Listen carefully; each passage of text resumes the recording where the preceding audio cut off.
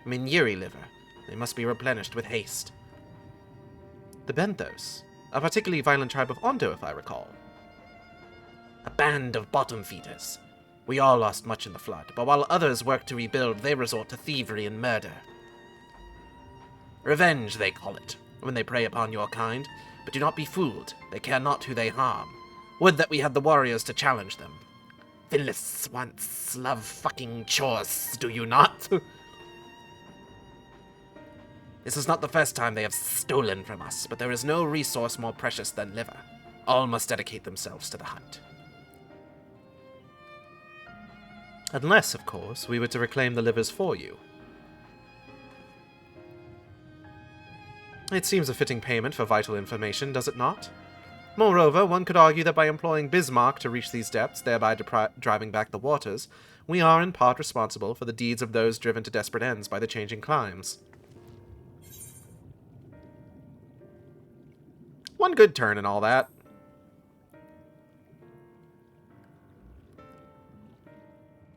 I thought you might say that. You've never been one to miss an opportunity to help. Reclaiming the stores it is, then.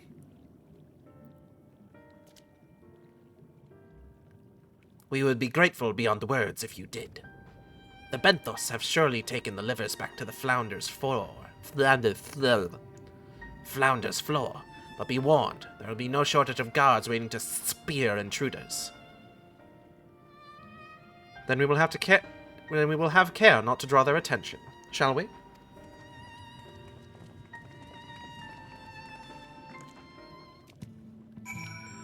So I went down a pretty short rabbit hole today. More land dwellers could visit the cups as you and Alphino do, then trading would be a far simpler affair.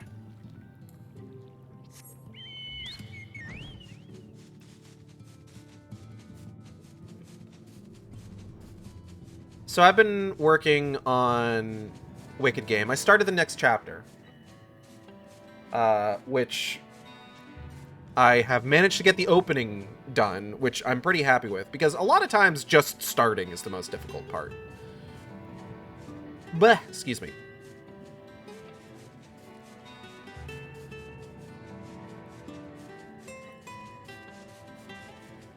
And in the course of writing the current story, I've also been thinking about what comes next after Wicked Game. I think I've talked about this before. I always structure things in like 3 acts. It's just my nature to do so. Like a 3-act structure is just neat, tidy, even. So like the story of Wicked Game, or like the greater story of it, is a trilogy, essentially. Now, something that I have... Oh, hold on. Something that I have, brought up within the story before is the concept of the underside.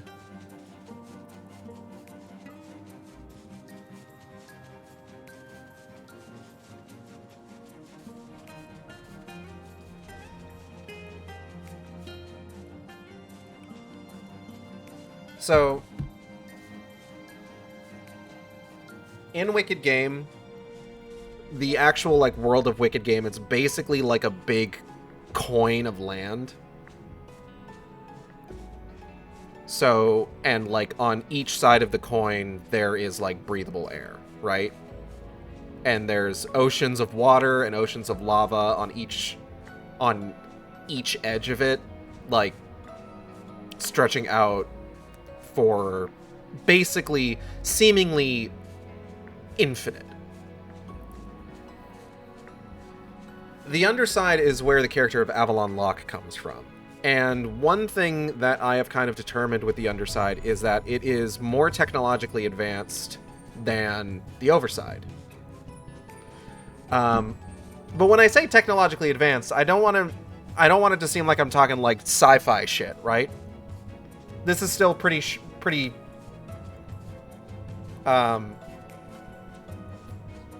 what's the word I'm looking for? Pretty first and foremost, it's a fantasy story. So when I say that they're technologically advanced, I mean they've got like this sort of like anachronistic amalgamation of technology ranging from like late 1800s to like mid 1900s. Like they haven't figured out, like they've got firearms, they haven't figured out automatic firearms, but they've also got cars. That sort of thing, right?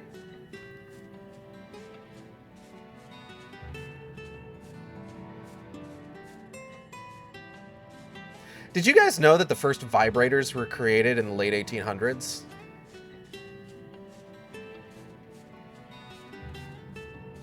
It wasn't even like for sexual purposes. It was mostly for like skincare and stuff like that. It was thought that vibrotherapy would like lessen like wrinkles and was like good for just kind of like your overall vibes. Final Fantasy streams are indeed for tangents. And in fact, it wasn't until the early 1900s that, and those were mostly the domains of like doctors and stuff, right? The really early ones. It wasn't until around like the early 1900s that they started offering like portable ones that you could buy for your home. And again, these were still like mostly used for like skincare and stuff like that. And they were like, you know, they were advertised in like newspapers, magazines, etc., etc., etc. The first vibrator to be used in a sexual context was in pornographic films from the 1920s. I mean, they're massage ones. Yeah, exactly. And as soon as they started getting used in pornography, they were immediately pulled from public advertising. Like, people were like, wait, they're using those for sex? And then they just, like, completely, like, pulled any and all, like, ads for, like, portable home vibrators. We need to link back to moments like these to gauge Everlament's not getting what he intended done in a session. Well, you completely missed the Fantasia talk. Nah, Lila was probably here for it.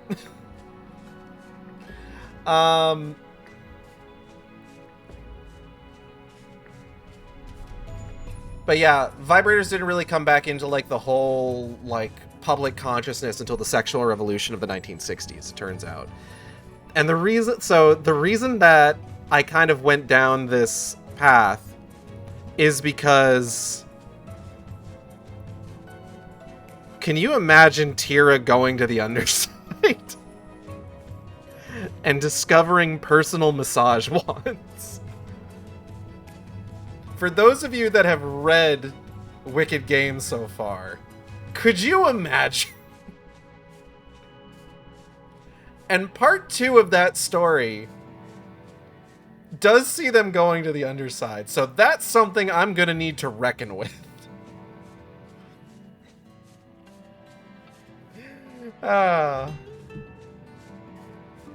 She will commit malpractice.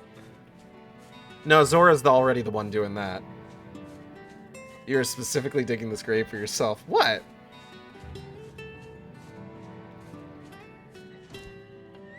Hi, Ishtola. If I were a bandit leader, I'd surely keep my spoils deep within my stronghold. You were thinking, Zora? Yeah.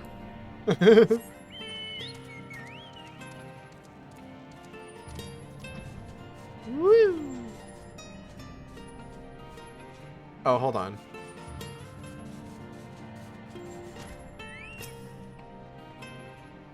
They're not much of a threat once they one-on-one, but Tolchus Arth was right about their numbers. If we fight them all, we'll be in here a fortnight. I could take them. In a fight. Nervous? Me? Not at all. It's a bit dark, though, isn't it? Definitely not haunted, though. Certainly not. Yeah, definitely not. Woo! Sorry. Anybody hanging out outside? I completely forgot to keep an eye out for the NPCs. I'm so sorry.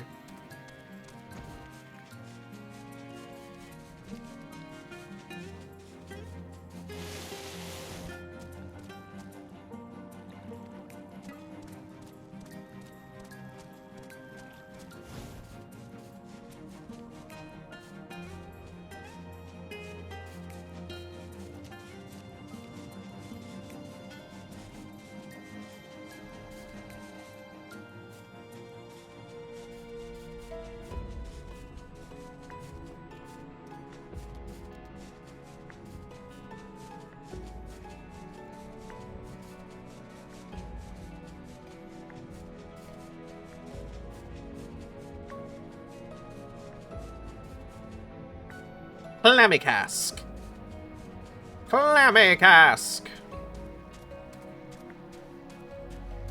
Hello, my baby. Hello, my honey. Hello, my ragtime gal. Reen scaled the wall with remarkable swiftness. Thancred taught her well.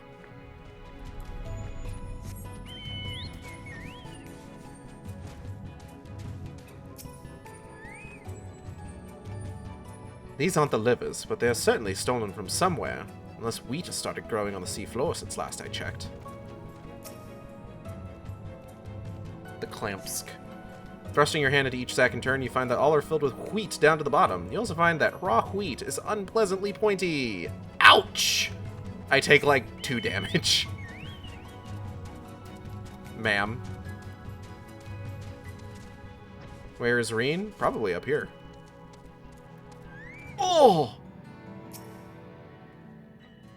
I haven't forgotten why we're here, I swear. Only this bird hasn't taken his eyes off me since I found it. I think it might be lonely. Shbill. The shoebill is staring at Reen. Just staring. I love this fucking thing.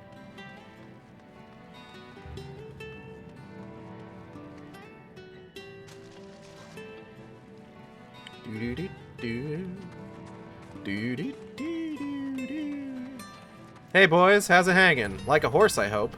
Alright, bedraggled. These boxes are filled with assorted vegetables. Liver is not a vegetable. Not with that attitude. Things Final Fantasy XIV has taught me. Liver is not a vegetable. On cursory sniff, you detect the faint aroma of fresh oranges, a far cry from the rather memorable scent of Maniri liver. Damn.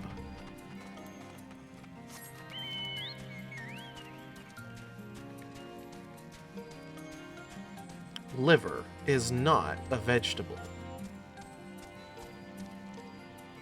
A bulbous bag! Give me that bulbous bag. From the squelching noise they make when prodded and the vile stench, you conclude that these bags are bursting with livers. Brilliant! Fuck yeah, bro! What up? Why are we getting this music?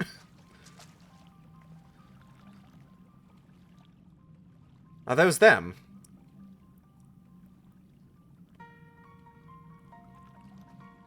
Perhaps you've deduced this already, but it seems the Benthos have been raiding Collusion storehouses as well as those of the Hondo. Oranges, pumpkins, wheat. But we can discuss this after we see the livers safely back to Tol Shasath. It wouldn't do to keep him in suspense.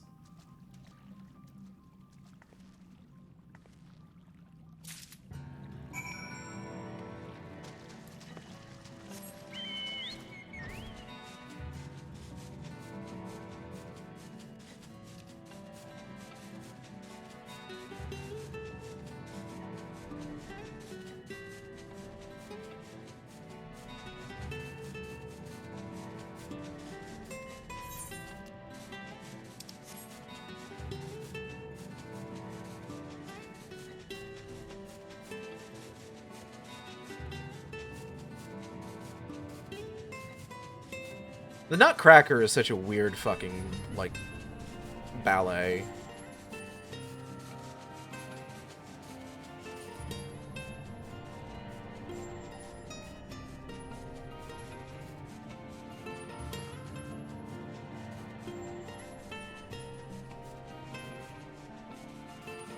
Does it actually have anything to do with Christmas? The Nutcracker takes place at Christmas. Like, okay, I have actually seen the Nutcracker, like the proper ballet, like in a venue before. And like one of the most striking like pieces of like visual theater work in that entire ballet is that when shit starts getting weird, the Christmas tree on stage grows to like a massive size. But like the thing about the Nutcracker is that like its plot is complete. It's a 2-act ballet. And all of like the story stuff happens in like the first act. Like everything with like the Rat King and all of that jazz.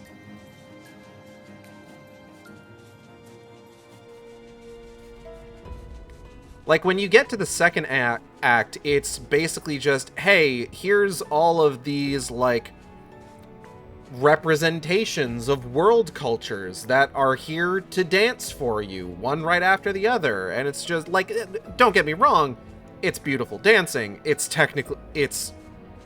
technically like astounding and everything, but it is just straight up dancing. Like everything in the first act follows a story. So like if you're watching the Nutcracker, like the actual like proper ballet for the story, you dip out after the first act. There's not really anything too important that happens in the second act, really. And then Disney made a movie of it, which is effectively just like Alice in Wonderland 3, and it sucks. It's not good. It is, in fact, quite bad.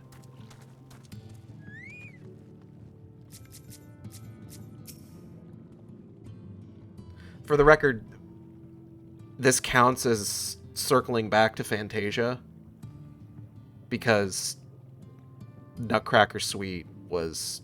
I was thinking about the Nutcracker Suite in the first movie. Just in case anybody at home is keeping score. Did you happen to see a bird while you were in the caves? Reen insists that there was one. But how? I don't know, man. Shoebills are mysterious. I'm going to sandpaper you. I'm a shark. I'm already sandpaper. Excuse me. I'm a smooth lion. To venture ashore and steal from the collusions entaileth unconscionable risk. Yet there is no denying the truth of our eyes. I'm going to sandpaper you the other way. Make him smooth. I know it sounds strange, but there really was a bird in those caves. I know, girl, I saw it. So the Benthos have been stealing supplies from the collusions. I'm glad you had better luck than I did. I spent the whole time fighting one Benthos after another. I have a feeling there is more to this. I am relieved to see you unspeared.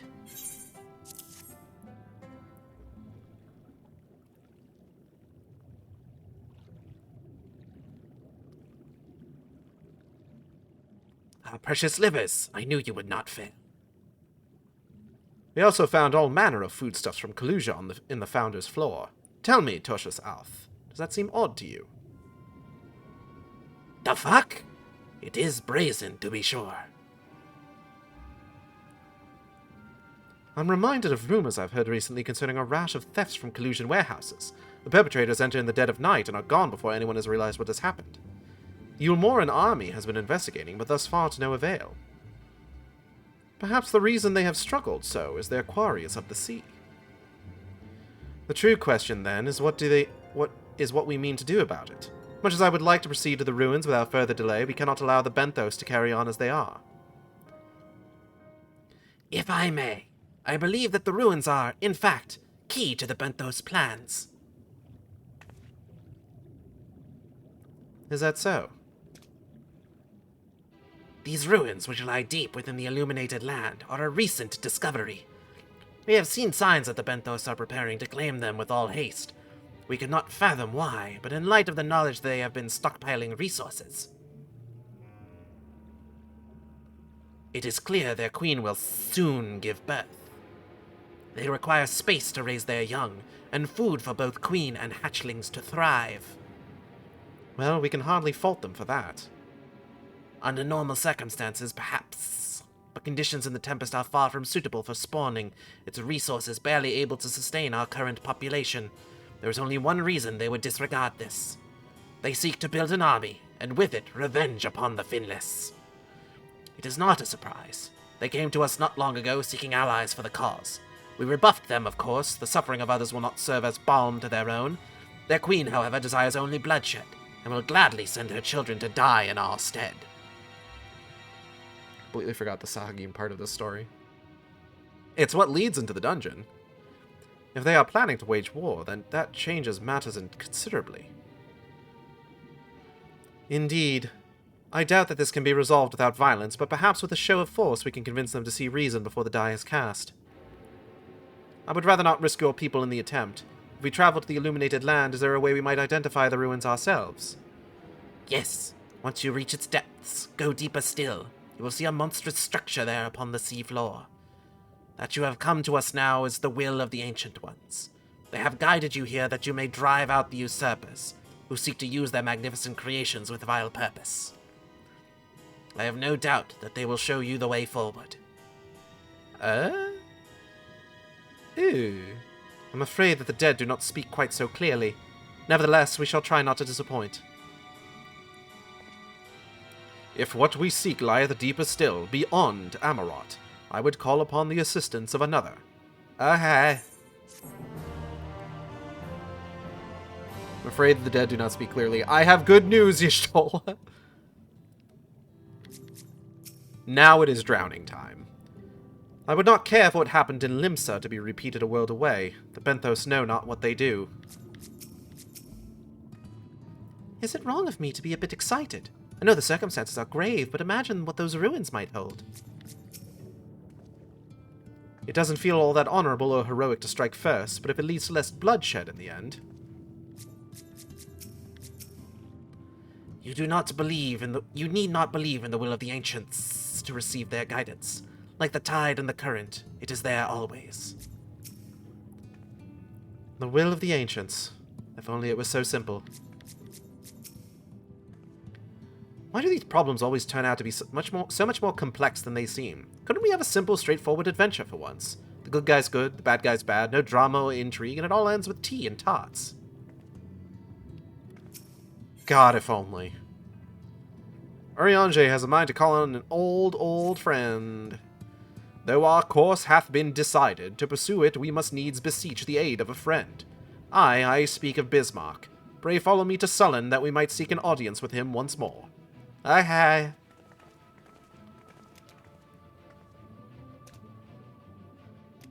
Oh, that was nice of Alphino. Whale's tail!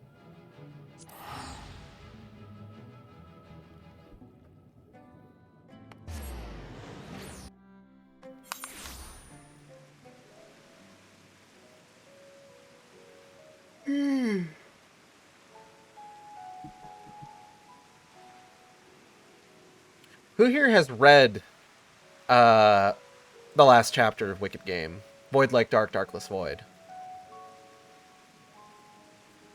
Because I kind of want to talk about like some of the stuff that I am working on with the new one. It's not like straight up spoilers or anything for like anything that happened in Void Like Dark, Darkless Void.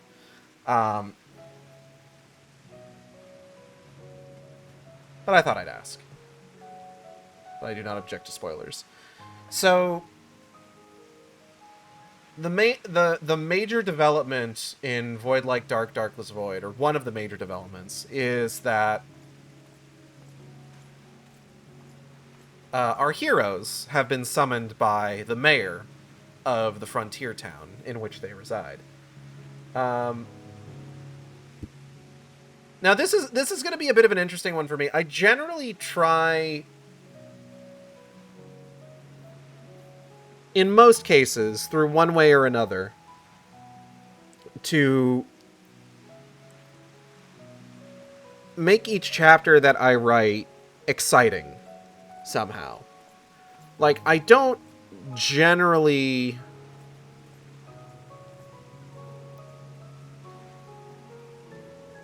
like to write, like, purely, like, transactional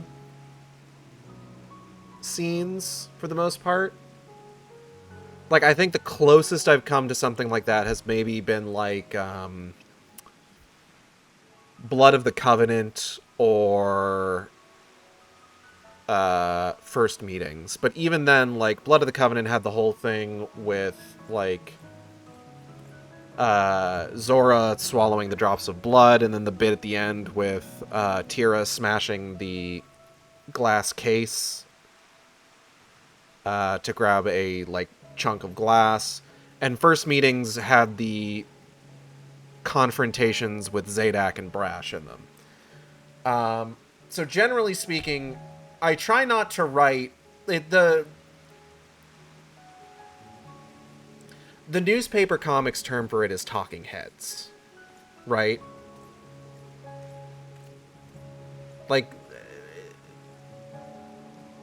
generally speaking, some of the most, like, boring, like, funny pages comics that you could read are ones where it is just two characters talking to each other back and forth to deliver a punchline. Like, nothing, like dynamic or anything. And I mean, you know, they can't all be Bill Watterson, to be clear. There's no one ever gonna do it ever like he did, you know? I shouldn't say no one, but, like, he was a fucking talent, to be sure.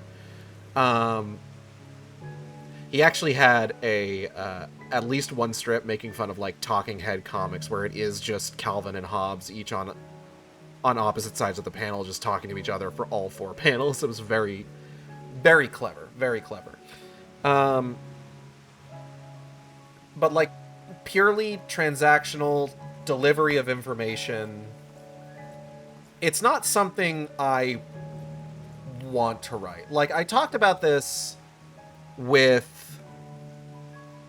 Which one did I talk about it with? It was Matters of the Heart that I sort of struggled with this, where Matters of the Heart, if you recall, if you are a reader of Wicked Game, you'll recall that Matters of the Heart is the one where we learn about Zora's life assurance hustle. By way of Avalon being fucking splattered beyond repair, and it being revealed that, oh yeah, Zora keeps a copy of everyone's hearts on hand in the event that something truly bad happens to them. Originally, that story was a lot more like character A talks at character B, explaining everything that's happening as it happens, etc., etc. And ultimately, like, while it definitely got across, like, the sort of, like, world building and, like, plot details that I wanted it to get across, it felt boring, was the problem. Because, again, it was just essentially the writing equivalent of 2 talking heads. It was Zora explaining to Tira what was going on. And I'm sure there were ways that I could have punched it up a little bit, but ultimately I decided to go with what I actually went with for Matters of the Heart, with the battle in the Hivelands, Avalon's death, and then his ultimate resurrection, kind of, and Tira and Zadak's reaction to that, kind of like putting together the whole concept in a much more exciting way, let's say.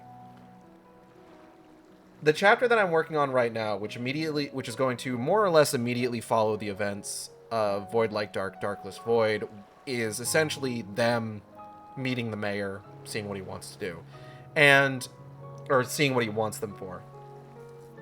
And with what needs to happen in this chapter and what I am going to be conveying and how the plot is going to move forward, I don't really have a way around it getting a little talking heads-ish.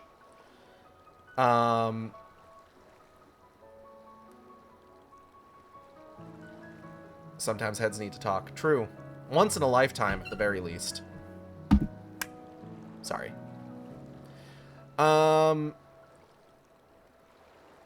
Psycho Killer, qu'est-ce que c'est? What was I saying? So, I am trying to find ways to punch it up.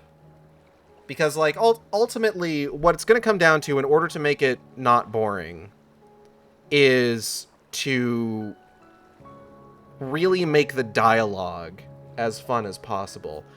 Which is kind of exciting for me, because dialogue is one of my favorite things to write. And if you've read what I've written, that comes across pretty blatantly. I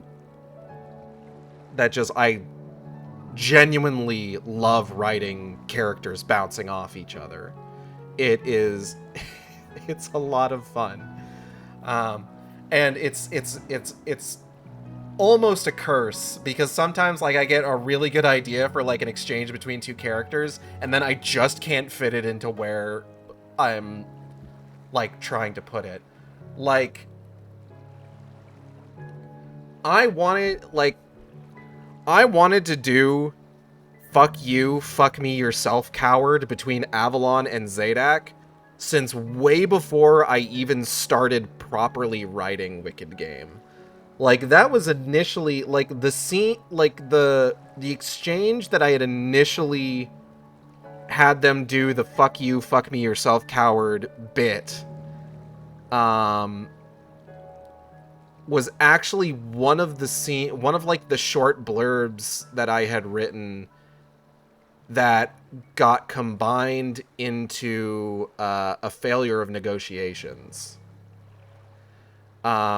But then when I ended up writing, like, the full version of that scene, and I combined it with the bit of Tira being pinned through her torso to a tree, there didn't end up being a good place to put that. So I just kind of held on to, like, I need them to say those words to each other at some point, and I held on to that until we hit Void Like Dark, Darkless Void, where it presented a good opportunity for it.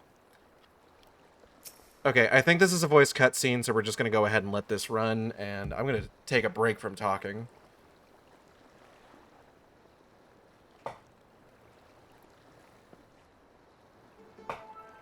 Fuck, it's not a voice cutscene. Never mind. I thought this was a voice cutscene, because I'm pretty sure this is the drowning cutscene. From here, we press onward to the Isle of Ken. I myself shall proceed on foot. You've perfected your technique, then? Just so. The water will be as glass beneath my feet, and provideth purchase fragile yet true. Watch closely. Oh, I certainly shall. Well, when you drown, you don't say anything, so... I wish this was voice. Me too. Forgive me, but would it not be easier to perfect your swimming technique? Ah, it would be a pity if you drowned, truly. Oh, hush. I'm sure it'll be brilliant. Reen, you are the salt of the earth.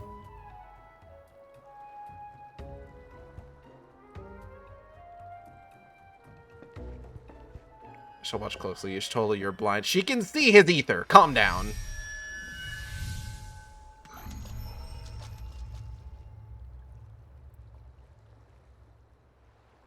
He's done it! Incredible!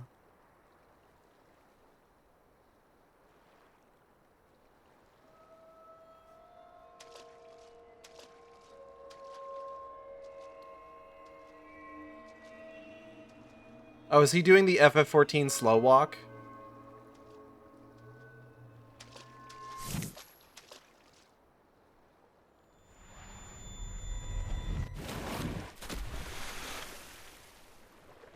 Urianger! For the love of...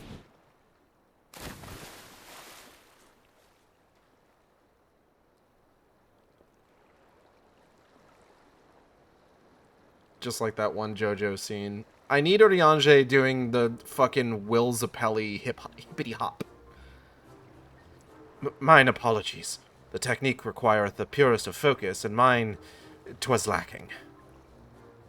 Just the ho, ho, ho, ho, ho, ho. To perfect this magic, I went so far as to deal with the Fwath, and with their aid, mine efforts finally met with success, albeit on a single occasion. If only he was doing the hippity hop.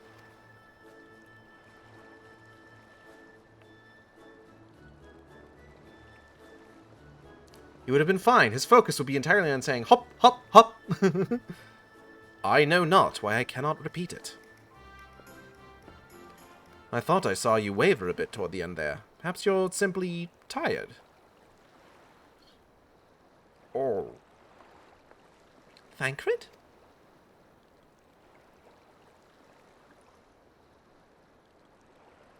It's nothing to worry about, only a dizzy spell. Though it may not be wise to go for another swim just now.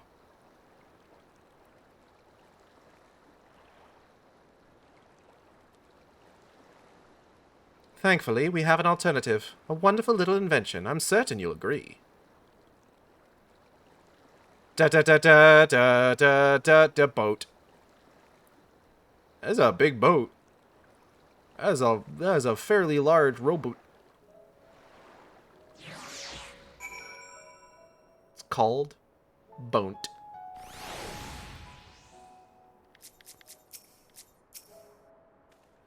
Before you make some quip about age catching up with me, bro, you're 30. You'd be out of breath too if you had to drag Urianger out of the sea without so much as a warm-up. I think he's like 37. I think we just had a huge dramatic scene about walking on water. Why don't you just try swimming? There are boats right next to you. Well, the question wasn't why don't you just try swimming? It's that why are you bothering to perfect your walk-on-water spell when it would be way easier to just improve your swimming ability? Do you think those two are really all right? Perhaps we should take a moment to rest. What sort of dealings with the Fwath, I wonder?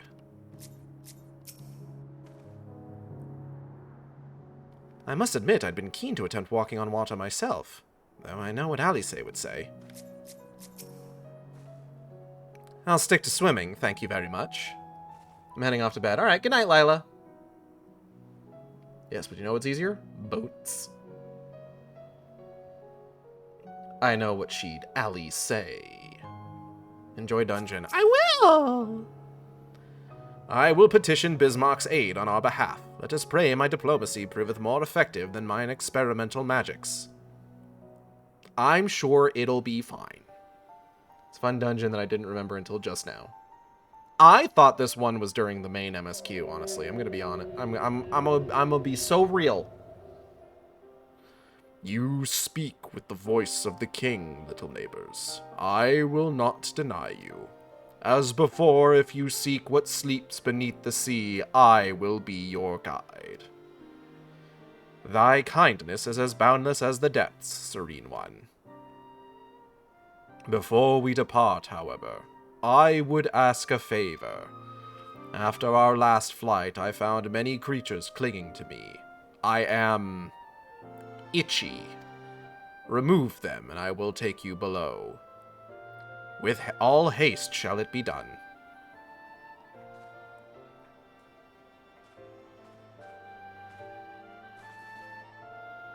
So, did he agree? Aye, though I agreed to a favor in kind. With all haste will make Aigale do it. Regrettably, 'tis not one I possess the power to grant. Bismarck hath asked us to cleanse his underbelly of barnacles. Alas, one must needs dive beneath the surface to do so. Even if I could master the power to walk upon it, it would avail me not. Learn to swim, dumbass! Oh, for heaven's sake, is that all? Aigale and I are more than capable of that. With the Kojine's blessing, we'll have done with it in moments, and better that than standing here and listening to this nonsense. I'll take the right, you take the left. Now go. Okay, okay. Alice is so sick of Urianger's shit. I love her. I am in your debt. Uh-huh.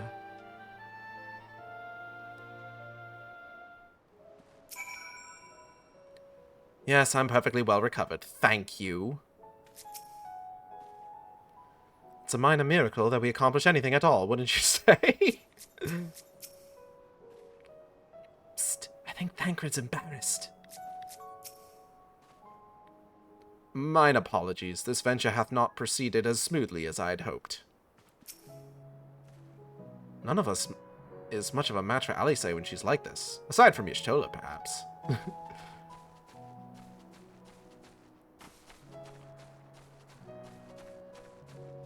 Alice, when she's sick of someone's shit, is the greatest thing in the world.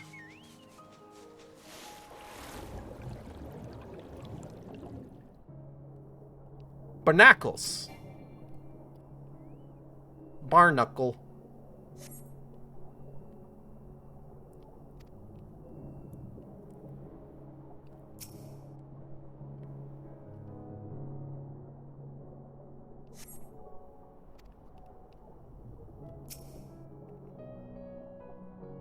Fuck these backles.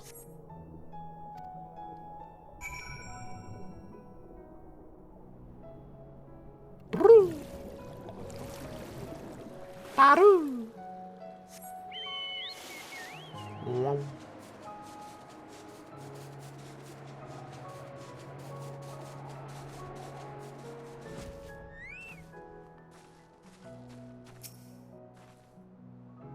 Well, that was disgusting. I pray will not be required to attend to any other matters of personal hygiene. The power to breathe underwater seems most convenient. Mayhap the Kojin might be persuaded to grant me it when we return to the source. I can swim, after all. Yeah, man. Of course.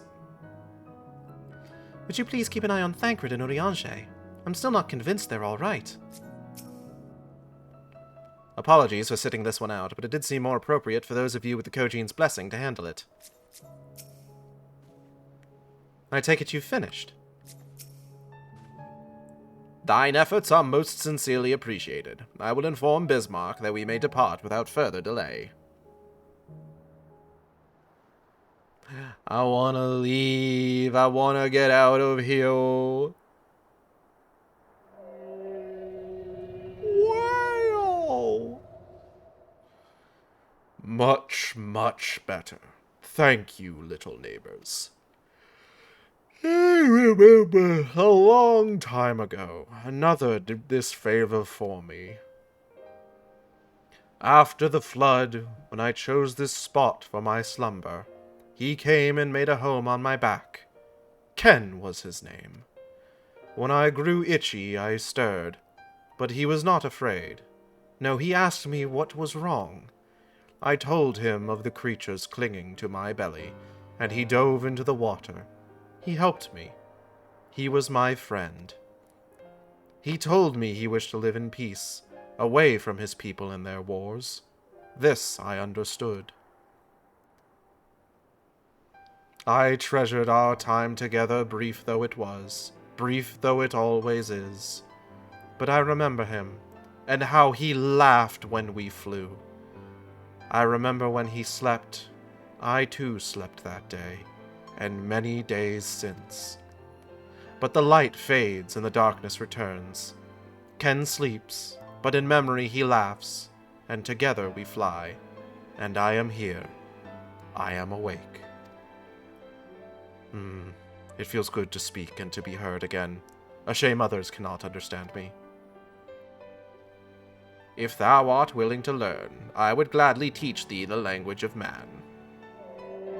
Oh! Oh! Thank you, little friend. But it is time I grant you your request. But first, I will take flight to cleanse my body and prepare. The dive will be swift, and I would not have you struck by errant debris.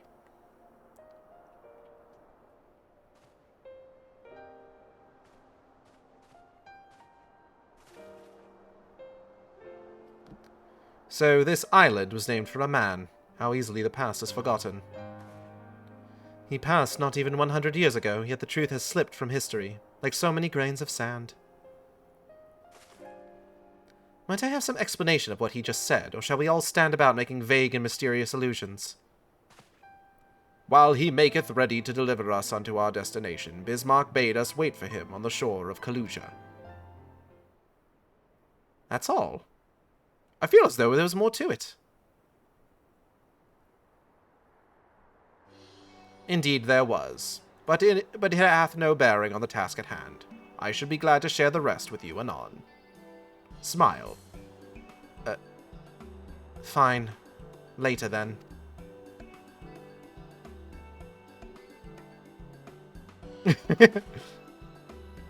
If Bismarck requires time to prepare, might I suggest a short respite, for Urianger and Thancred in particular? I require no such thing. I am the picture of perfect health. Mine was but a momentary lapse in concentration. Worry not on my account. You mustn't push yourself so. Please rest. For me? Pretty please? Oh, all right, if you insist.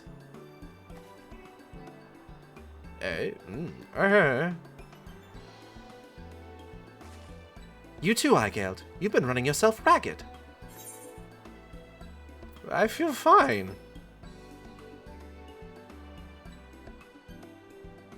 Just go quietly, Eigeld, trust me.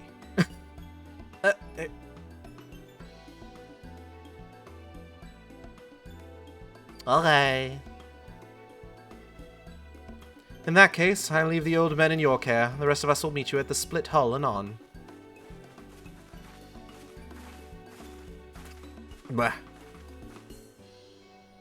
Word of advice, never let it show. When she realizes she's struck a nerve, she remembers. By the gods, she remembers. In any case, if we must be made to rest, I know a place in Sullen that's better for it than most. Come with me. Okay.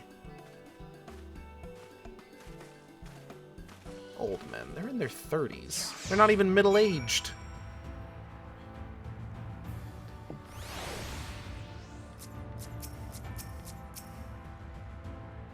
With age cometh wisdom, or so I pray.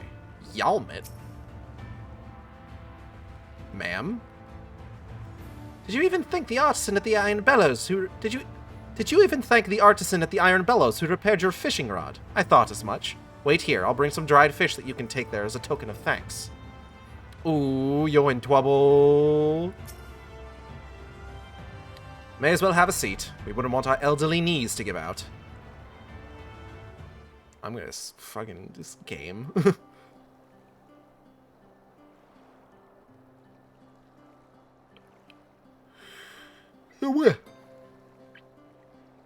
Bunny, bunny, banana, banana. To hear her speak, you'd think I'm on my deathbed. By the 12, I wish that girl wouldn't worry so much. You're 30. Thy countenance belies thy words, Master Thancred. I'm sure I don't know what you mean. Let the record show that I am here under protest. Though I can't say I mind the view. Yeah, it's alright.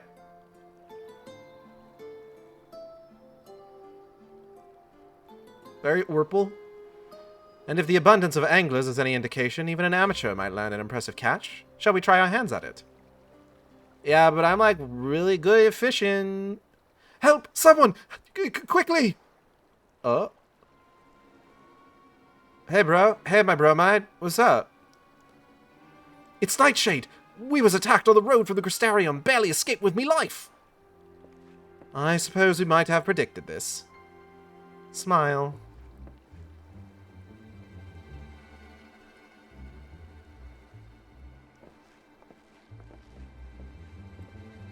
Sir, bro. You mean you'll help? For free? Thank you! Uh-huh. If I recall correctly, Nightshade is a local band of outlaws. Uh-huh. I doubt they'll trouble us overmuch, no more than they already have by interrupting our relaxation at any rate.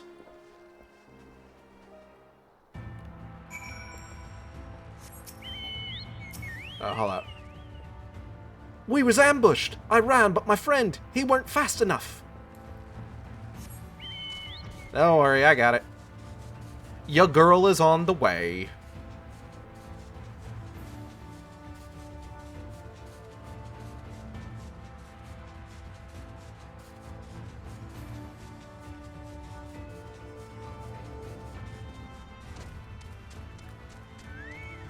They-themler! Fortunately, this one wasn't clever enough to bring support. Never fear, Nightshade ain't no match for the guard. Can you believe this? I don't even have anything worth stealing. They-themler? All save our miscreant appear unharmed. These two have matters well in hand by the looks of it.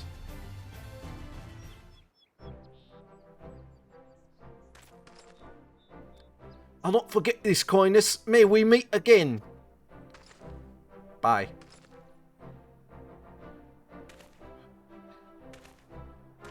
Yeah, that guy's just dead on the ground. Anyone gonna help him? Hey, guys. Is that you, milady? Don't tell me we just deprived that poor fellow the honor of being rescued by the Warrior of Darkness. We had no idea you were in the area. Fancy us meeting again so soon, eh? Why, I believe I even recognize your companion. Ah, yes, from the infirmary. You had the message for the Crystal Exarch, did you not? It's good to see you back on your feet, and on patrol, no less. Oh, it's nothing as official as all that. Strictly speaking, we're off duty. But as we had a free moment, we thought we'd give a few of the less traveled roads a look. The guard doesn't have enough hands to patrol them regularly, you see. That's admirable. There's so few devoted to their duty, in Lakeland or beyond.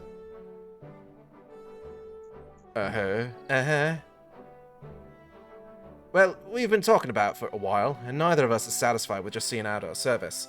Feels like we could be doing more. Like we should be doing more.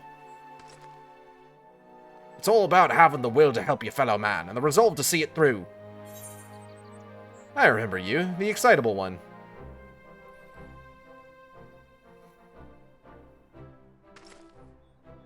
Sorry, milady. I got a bit overexcited the other day. Couldn't get my words out. The name's Vonard, my lady. I'm with the Guard, but I don't just want to protect Lakeland. I want to protect the law, just like the Warriors of Light. Sadly, our duties prevent us from venturing too far from our own little corner of Norvrent. What we'd really like to do is travel, to better ourselves, and go where the need is greatest. But everyone has to start somewhere, don't they? For now, if we can stop Nightshade from robbing the odd fisherman, then that's what we'll do.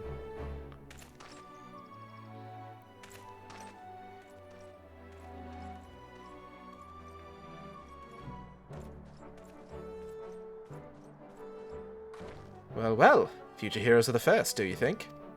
I like those guys. They show up in the Endwalker Hildebrand questline. They want not for spirit. 'Tis but a pity they draw inspiration from so clouded a wellspring. Yet it availeth us not to fret in idleness. We must needs press on if we are to bring Elidibus's schemes to light. That's right, they do. And on patch release, their names got switched around a couple times in those cutscenes. It was a funny glitch. Bug.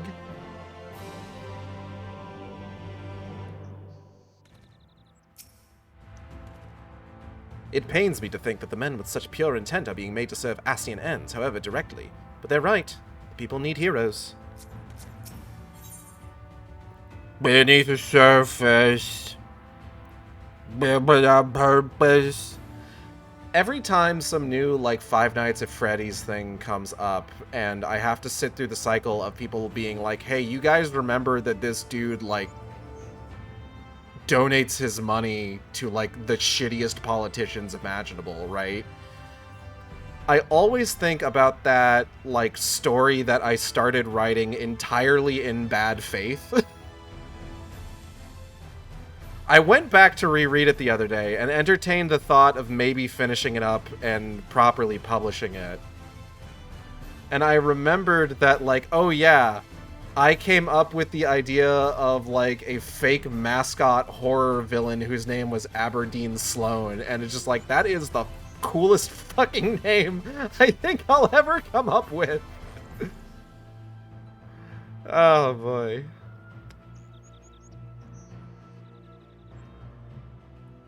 Thus reminded of the urgency of your investigation, Ordiange would press on. So, new TTRPG villain. Gotcha. Gauge your inventory. Yeah, what about it? Is there something wrong with my inventory? Whatever is the matter, friend Kale?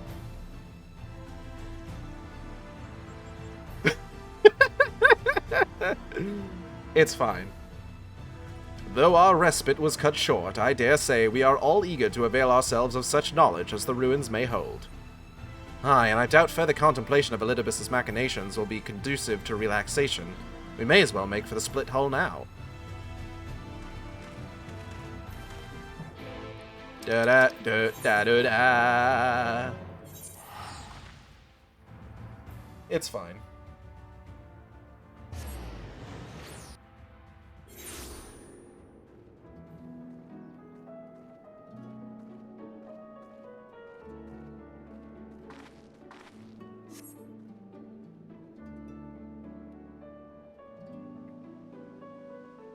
I'm sorry. I do need to talk about this though. Sorry, it's time for another. It wouldn't be a Final Fantasy XIV stream if I didn't go off on a fourth fucking tangent. I remember Five Nights at Freddy fandom YouTubers talking about the movie and how long it took to come out.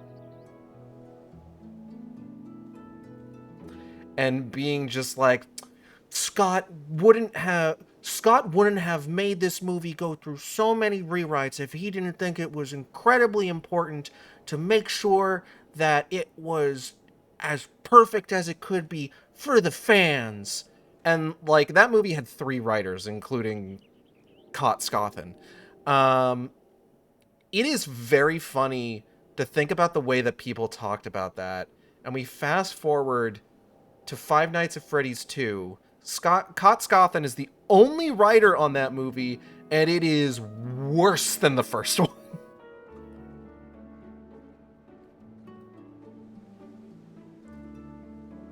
I think that series could do with a little bit more disrespect of its legacy.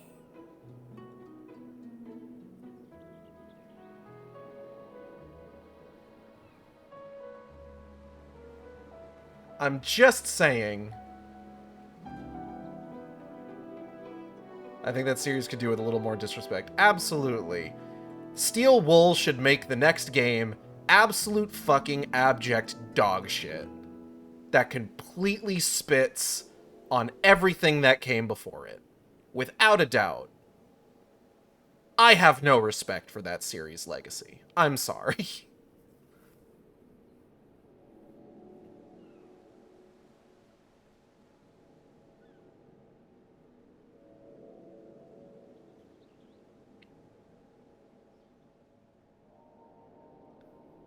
Listen, the best thing that's about to come out of that series' legacy is Markiplier's Iron Lung movie. If we're being completely honest here.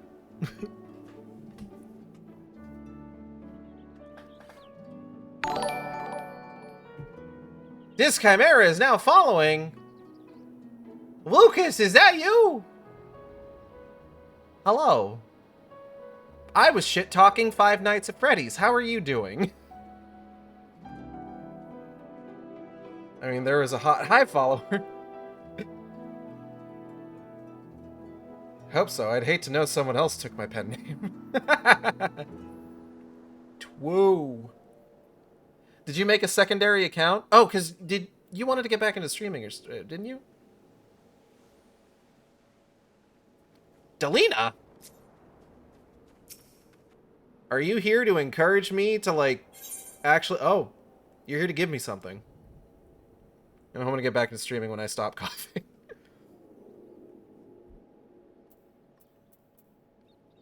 Shark Sucker Class Insubmersible. Oh boy! It's just what I've always wanted! What the fuck?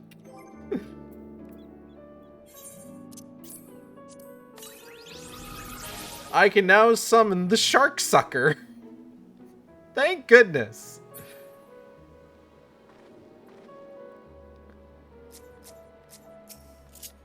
Thank you, Delina.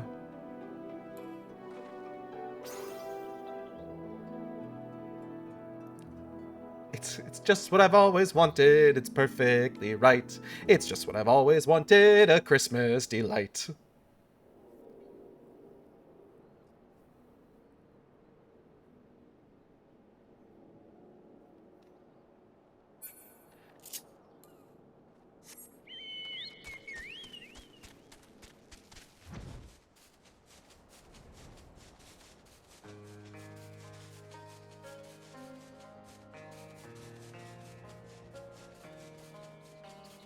I don't know. There's always something that just, like, sort of subtly rubs me the wrong way whenever I, like, I don't...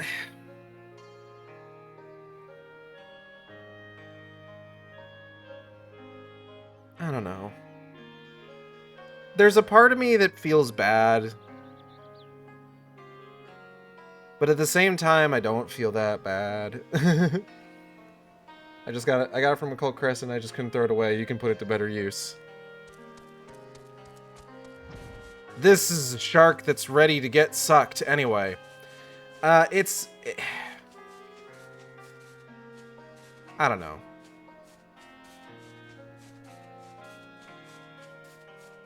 I think the reason that I feel so just, like, reluctant, just, like, at a glance to, like, get real mean about it is because, like, I still know, like, you know, you constantly see artists, like, drawing, like, sexy Roxanne Wolf or Toy Chica or whatever, and people discussing just, like, one thing or another. There's still, like, a burgeoning fandom there that, like, is constantly theorizing and stuff. And it's just, it feels weird. Like, it doesn't feel, like, a lot of people kind of equate it to J.K. Rowling's bullshit. And I feel like part of the issue is that thus far, he's only donated to politicians. He hasn't, like, created, like, a think tank funded by his millions to, like,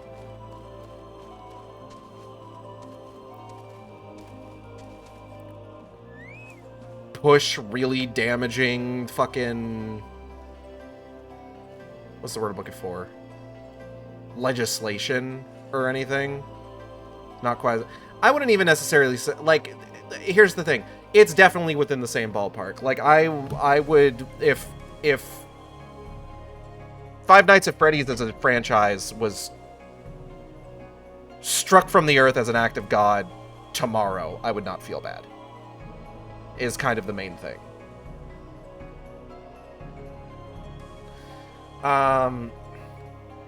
So it feels weird, but it's also, like, every time, like, I see people, like, these, like, fandom YouTubers and stuff like that being just like, oh, they gotta respect Scott's vision and the legacy of the series. It's just like, no, it's not worth that. It's not worth respect. I'm sorry.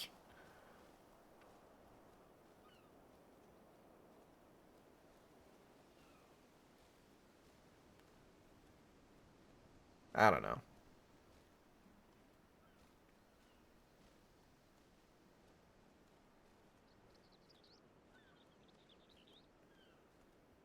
Anyways.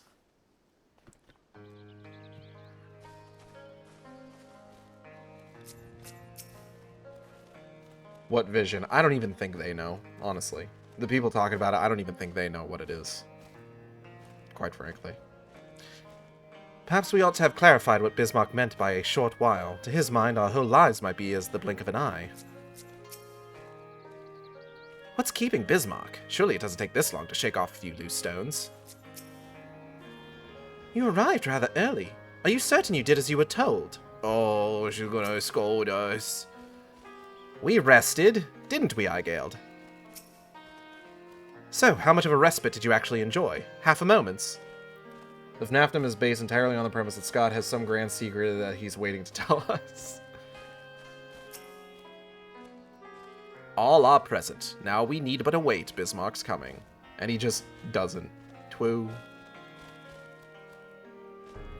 Or if he does, it's going to be revealed in, like, a book that might not even necessarily be 100% canon.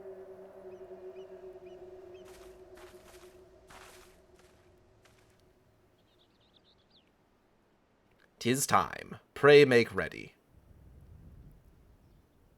Okay.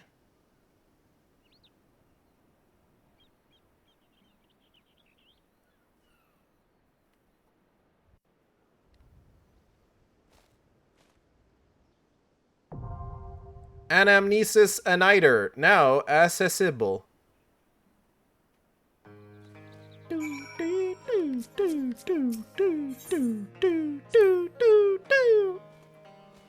Anyways, cool dungeon with boring armor. Unlike Amarot, the ruins which we now seek are no illusion. There is no knowing what awaiteth below. We must hope that whatever slumbers in the depths will help to shed some light upon Elidibus's recent activities. I like to think my skills have improved in some small way since the last time we fought together. I won't let you down. Girl, I know you won't. Don't worry about it. What are we waiting for? She is rip raring to go. Whether or not we find the knowledge we seek, we have a duty to stem the Benthos aggression. Yulmore has only just begun to rebuild. We can't be certain that the Benthos are all we'll find down there. Stay alert. Who should fucking take with her? Reen?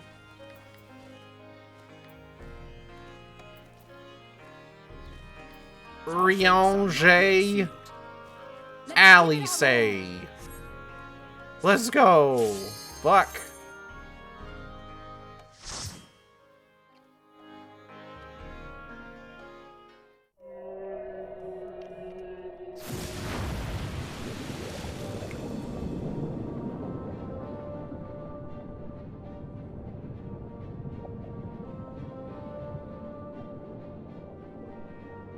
Amamimamamamo.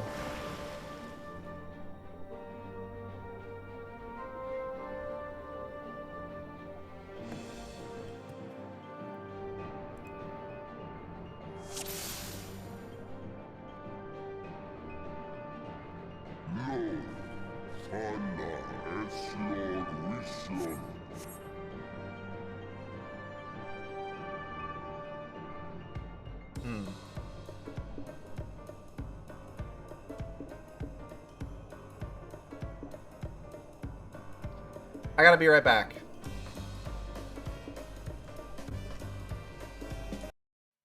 Alright, sorry about that. Weird place to go stop and go BRB for a moment, I know.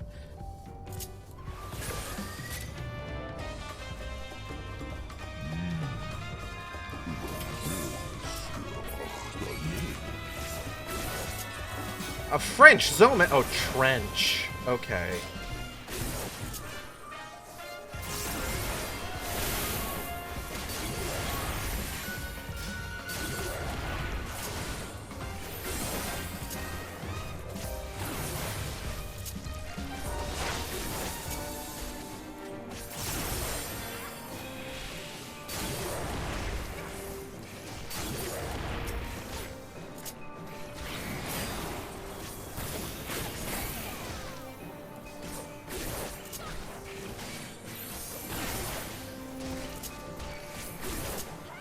I hit one button, and then I hit another, and then I hit another, and then I hit another, and then I hit another, and another, and another, and another, and I hit another, and I hit one button, and then I hit another, and then I hit one button, and then I hit another.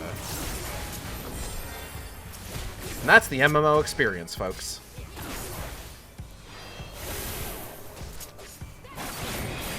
Talk about reductive.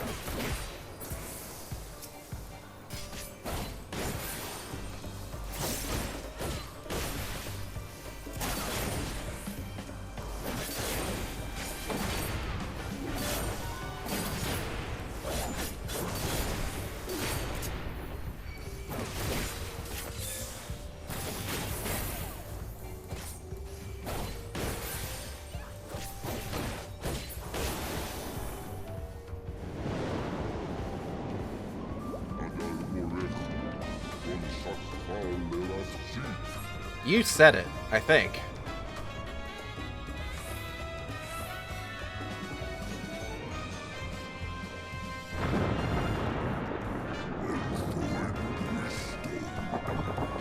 Whee! Whee! Wow!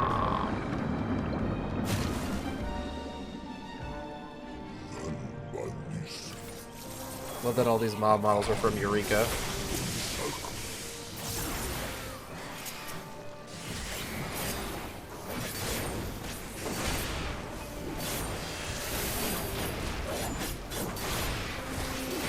Dragonite? Like from Pokemon? Oh, Dagonite.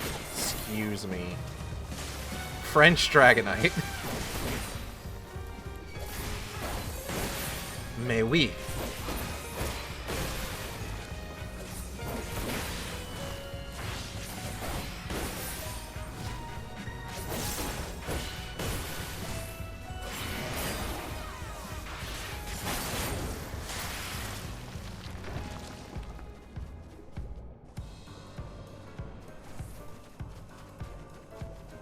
Some kind of fucked up jelly. Oh, you're much bigger than I expected you would be.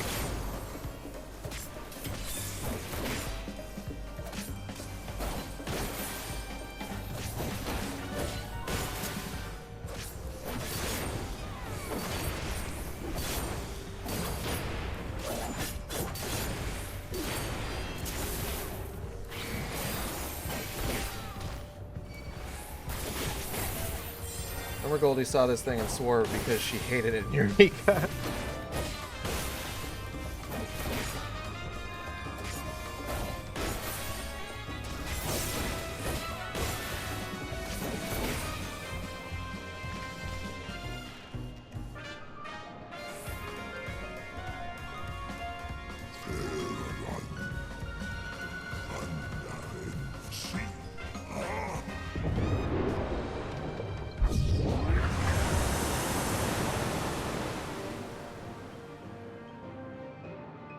He burped, and now we can breathe.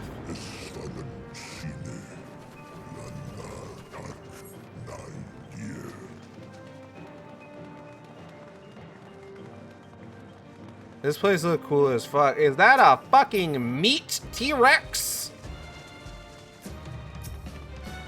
I don't know what the fuck that thing is.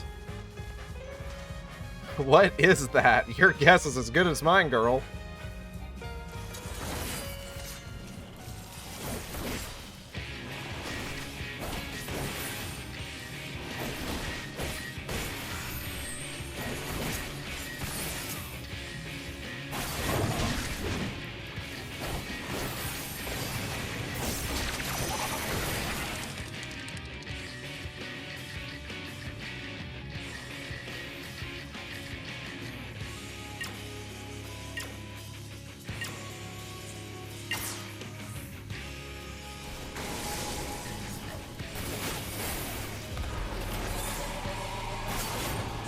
Oh, I should probably not stand in front of it.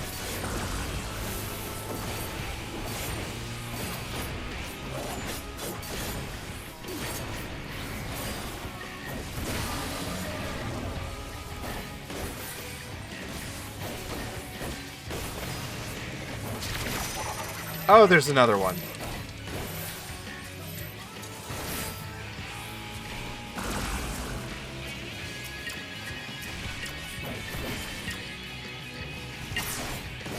Ah, fuck my life.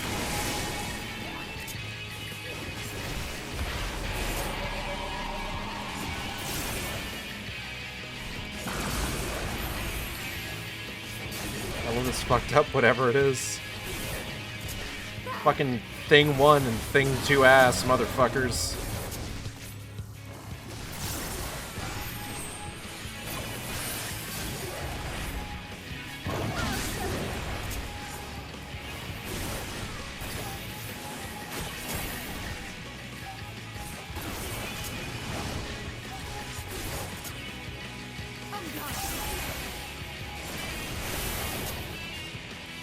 My favorite part is how many eyes it has. It has too many.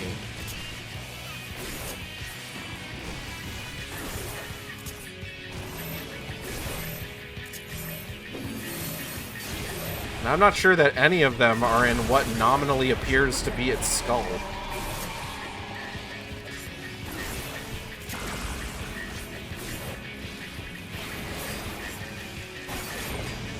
Hello, wife. Welcome. Inscrutability.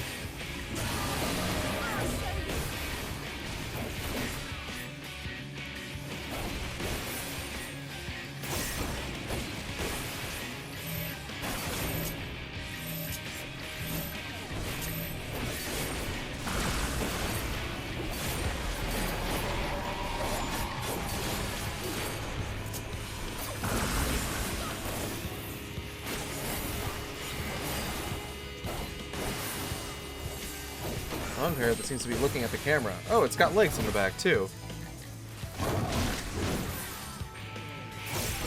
Does it? Come on, where?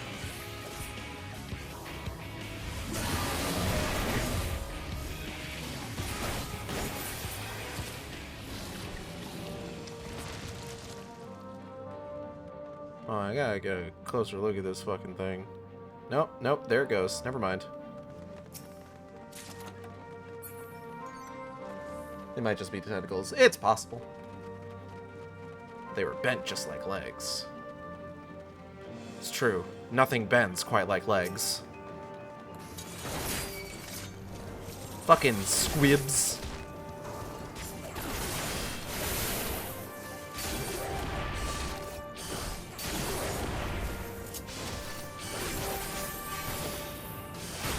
Fuck that one in particular.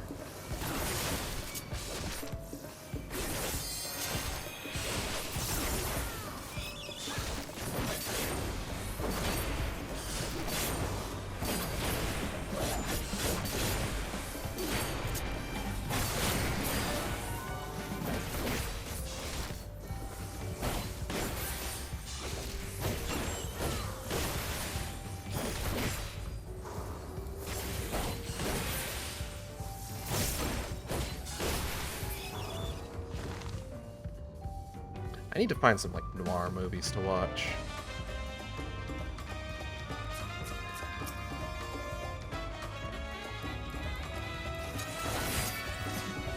There's something that I am writing for someone else currently, or that I'm trying to write for someone else. And I need to put myself in kind of a mindset of, like, noir films for it.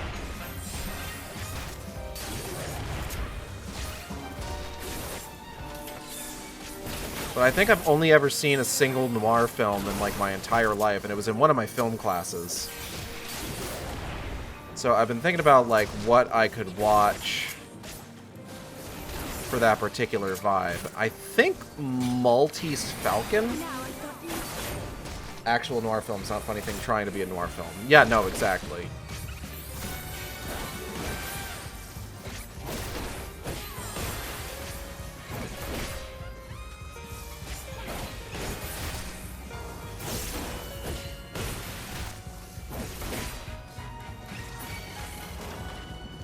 Huh? What?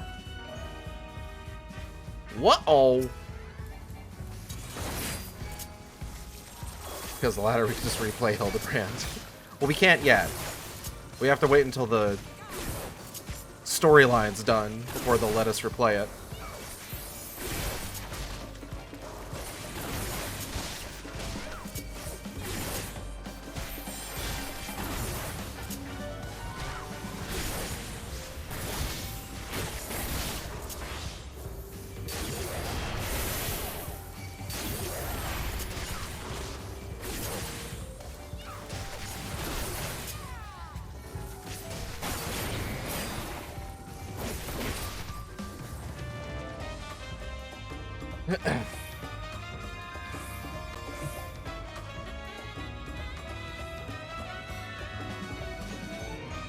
Okay, hold on. I need to watch something real quick. Natalie posted something in the house group chat that just said, "Me as fuck, please watch." So now I gotta watch it now. Obvi.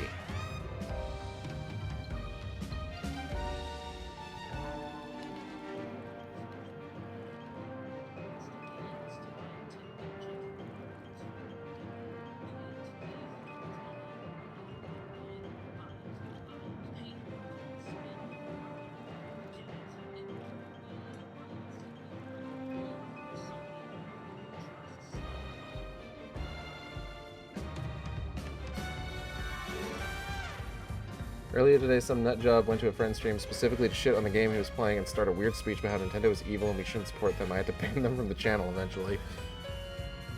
That is a little weird. I support banning people who just fuck with the vibe, honestly. The game was Prime 4. Okay, yeah. Listen, I'm not about to go to bat for Nintendo. Nintendo's done some shitty stuff. And I don't begrudge anyone who does not have anything nice to say about Nintendo. But yeah, no. If somebody's fucking with the vibe, like 100%, ban they ass.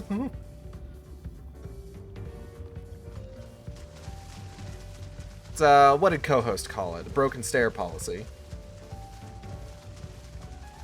Like, you may not necessarily be breaking a specific rule, but, like, if you're not, like, contributing anything, and it's really only just kind of, like, fucking with other people's good time, then, yeah, no, get out. I miss co-host. I'm gonna miss co-host till the end of my fucking days. That website deserved so much more.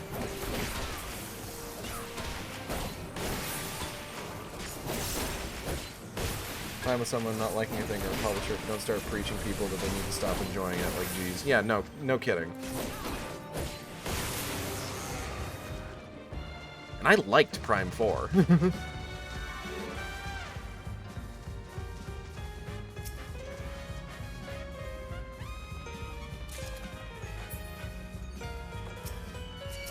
Oh, fuck. I think we're actually getting close to the very first thing I ever saw of Shadowbringers. Haven't played it yet, no budget. That sucks. It's pretty fun. I only have a few complaints about it. And surprisingly, none of them have anything to do with the NPCs. First thing you ever saw? Yes. So, back when I was... So, I first played FF14 back when... I've talked about this before. I played it for the first time back when A Realm Reborn was new. But eventually I fell off, which mainly had a lot to do with, like, the people that I was playing with at the time just kind of, like, also falling off a little bit. And also, like, inter-friend drama. It was this whole thing. There was a person that I met through a friend of mine. I'm not going to go ahead and name names because I've talked about at least one of these people, the one I'm still friends with, on stream before, and I don't want to, like, you know, get it, like, drag their name into it. They weren't at fault here. But basically, I had someone that I met through a friend of mine that I eventually kind of, like, became friends with, and the main thing was that we hung out in FF14, doing content, stuff like that. I was part of the free company, etc., etc. And eventually, so both of these friends were artists, and one of them convinced the other, the person who I'm still friends with currently, hey, you should do some work for me. We should put together a Kickstarter for an art book. They did, like, a lot of work for this thing, in order to just kind of, like, have something to show for the Kickstarter. And then that Kickstarter fell through pretty decisively, unfortunately. And I think that was kind of like the start of those things. What the fuck was that? One of my cats is knocking something over, I'm pretty sure. But that was more or less like the start of like things kind of falling apart there, unfortunately.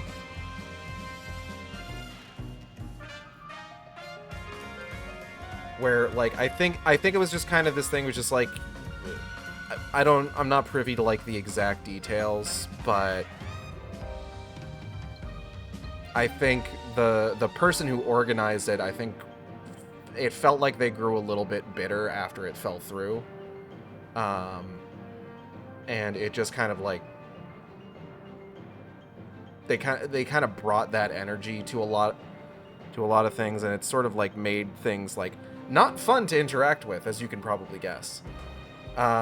So eventually, like, they stopped being friends with each other. And it made logging into FF14 really awkward, because, like, the character that, like, I primarily played as was on the server with that person still in their free company, and it was really weird interacting with them after the fact. So eventually, like, I just stopped playing altogether, and just went years and years, like, Realm Reborn patches came and went, Heavensward, Stormblood, Shadowbringers comes around. I tuned in to a stream by the ladies over at Transparency, who were playing new patch content for Shadowbringers.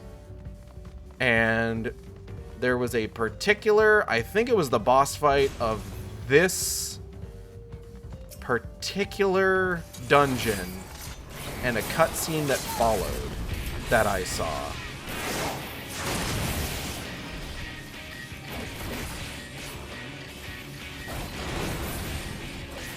And it was the very first thing that I ever saw of Shadowbringers.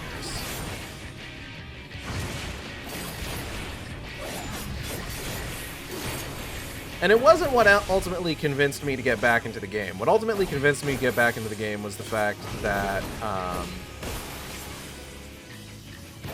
my wife, Natalie, really wanted me to get into it.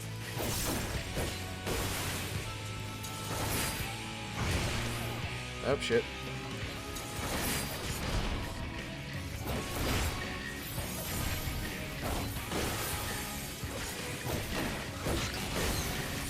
So, I got it on PS4, I resubbed, I made a new character. That character was the male Aura version of Igeld.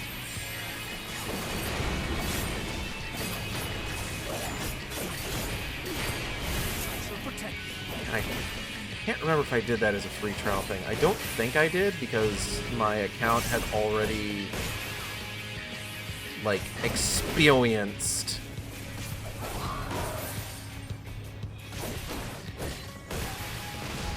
the wonders of being paid for, so I couldn't do it as a free trial, I'm pretty sure. Oh, fuck.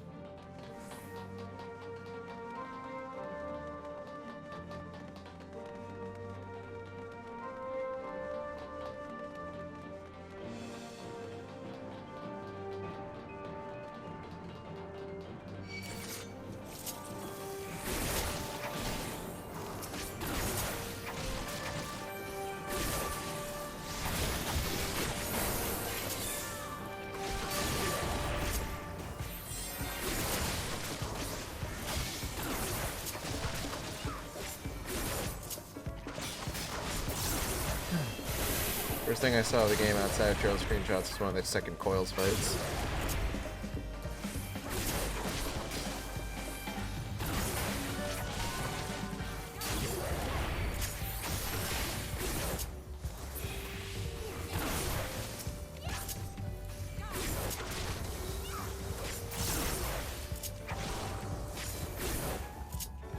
Yeah, I just remember, like, it was a bit of an adjustment. Well, not that much of an adjustment. A friend was streaming it and their party was getting wiped over and over. God damn.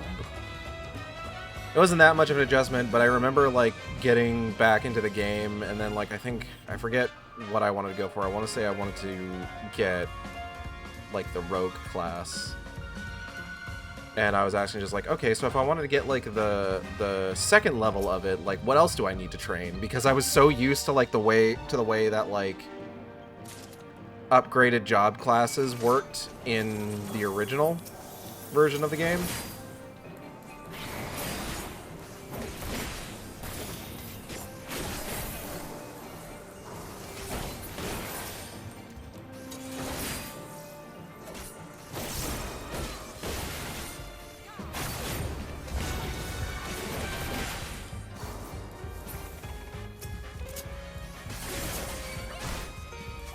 Running the game off because it was an MMO, then I saw how the controller scheme worked and I got convinced by that.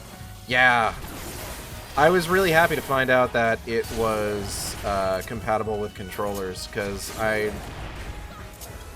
just, generally speaking, I'm not a keyby mouse bitch, unfortunately. So like, even if I had played a little bit of World of Warcraft when I was in high school, I wasn't exactly clamoring to get back into it, you know?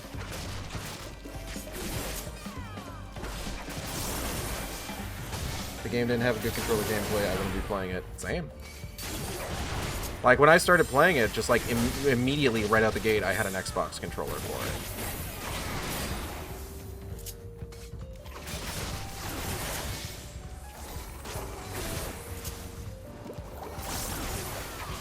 Like, I was really thankful for, like, its controller support.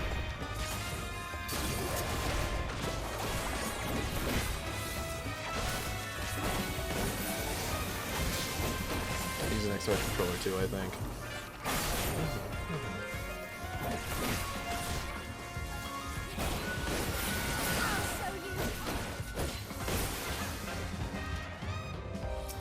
Had a 3.6 controller long before about PS4.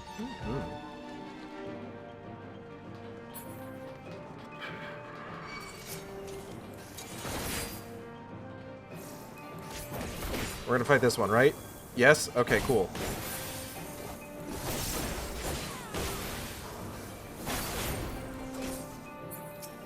I'm gonna start fighting this guy.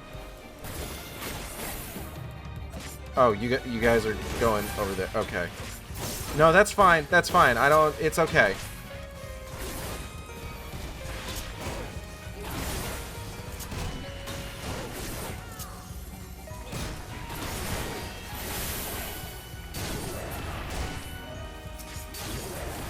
I don't mind. I just, you know, I thought we would be like all in on this together, because we're all in this together. Anyway. Or they have voice acting in normal dialogue boxes. Oh shit! Ali, say look out!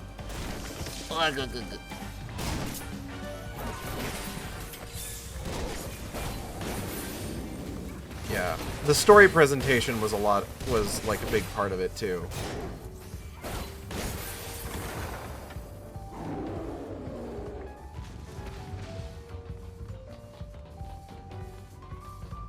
I am admittedly kind of a slut for like a guided story experience. Now it's time for everybody's favorite boss. Hey girl, hey! How you doing?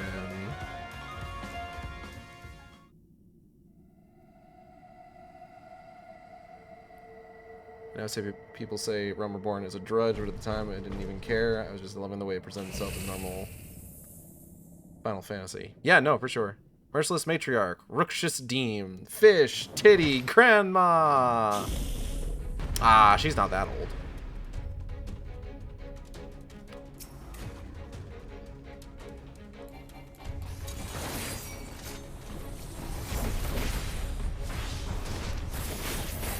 Yeah, I think like I've been beating this drum for years, but I feel like it's a constant struggle with people who are just like, oh, Realm Reborn is so dull and boring. It's okay if you just mash through it to get to the good stuff, and it's just like, you only think a Realm Reborn is bad because you weren't fucking there.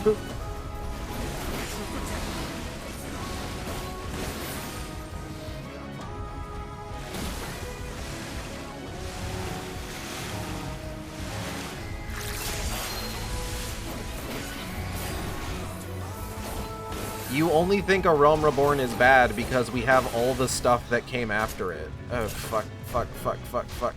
Okay.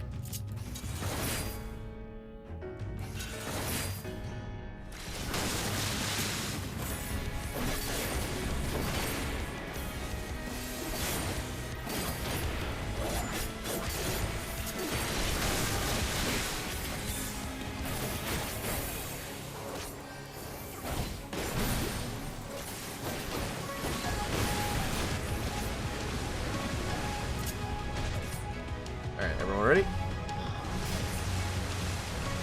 Woo.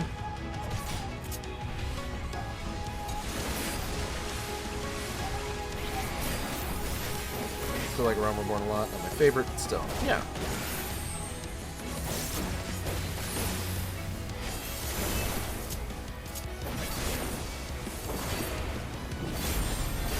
This fight is seriously cool, way cooler than it has any right to be. It's a lot of fun. Oh, do we not do anything for this one? Oh. I see.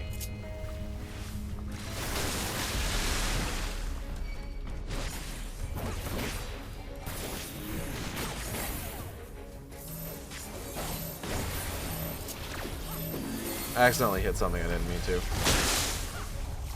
Don't worry about it. Nobody saw that.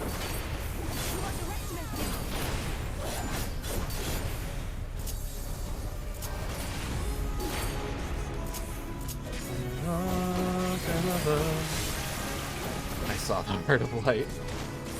That's what I meant to hit.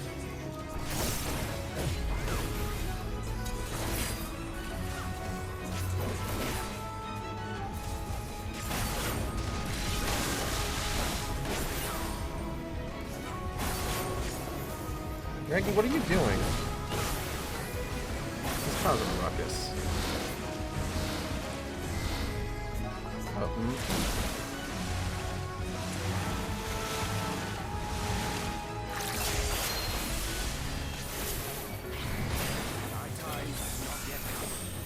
I enjoy quietly positioning myself to the drains mechanic and watching at least one player visibly confused.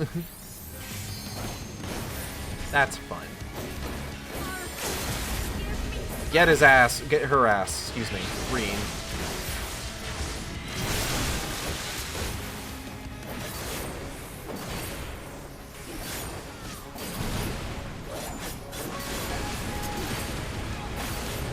Beep beep beep beep beep beep beep beep beep beep beep beep beep beep beep beep beep.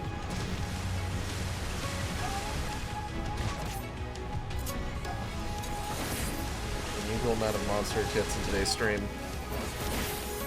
Just the right amount, if we're being entirely honest.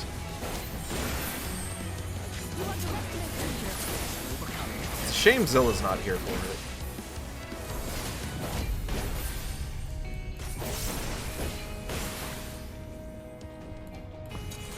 Something just fell off my fucking computer tower. MIDI knocked something over. Because of course she did. As is her wont.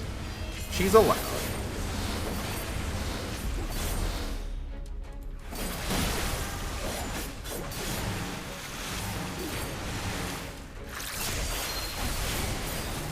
There we go.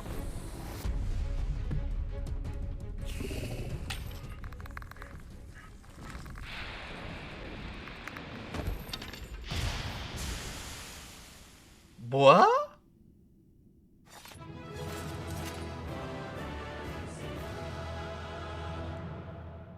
She disapparated. Gage, spend your poetics. I will not.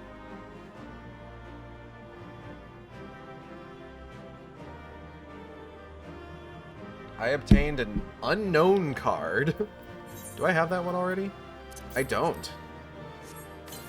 Anyway. Yo, I got hose! Ighail's got hose! Let's leave. Because I'm pretty sure this is an important cutscene coming up. We got a few important cutscenes, actually. This structure must have served an important function. And here are yet more crystals. I too noted the crystal repository on the way. The Benthos seem to employ them in their spellcasting. In such vessels did the ancients preserve concepts, ideal forms to be drawn upon in the act of creation. How many sharks do we think That are here? So great an abundance should reside here lendeth credence to Ishtola's conclusion. I didn't talk to anybody. This facility held great significance. More than 3.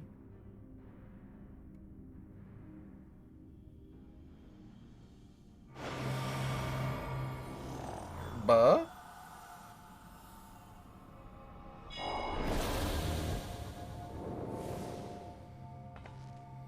Oh.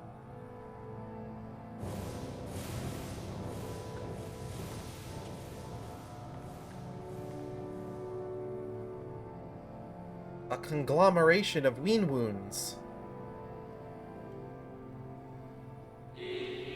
Thank you all for joining us at Anider in these most perilous of times.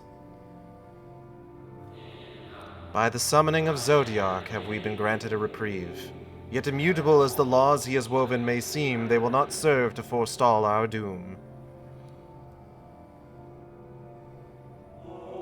Nay, should we continue down this path, our fate will be the same.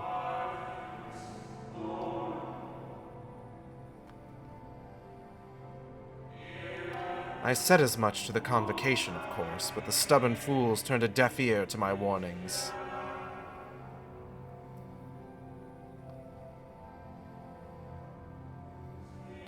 I had hoped that the defector at least would side with us, but I regret to report our overtures have gone unanswered.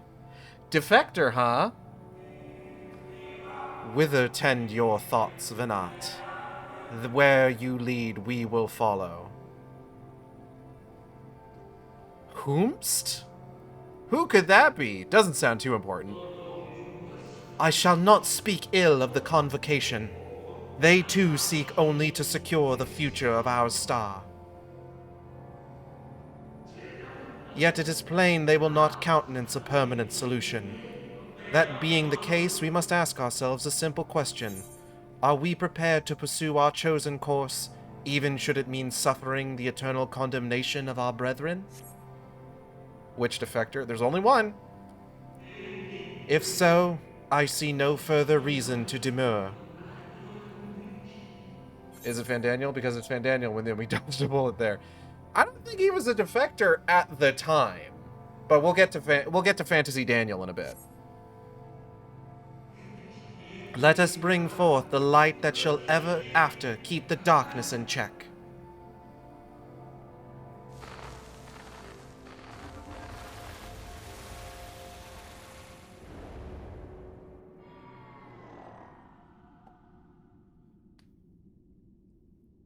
So, it was they who first summoned Hydaelyn. They're probably not important.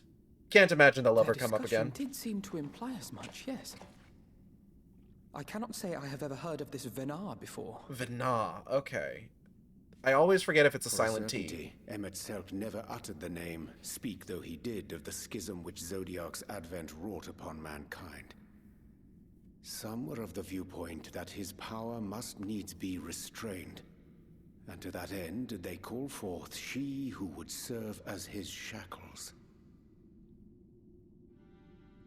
We now know that it was this Venar to whom they looked for leadership. And that this place, in all likelihood, served as their headquarters. The presence of such intimate records attests to that. I would hear what else they have to tell us. All of it. Did anyone see the source of the image?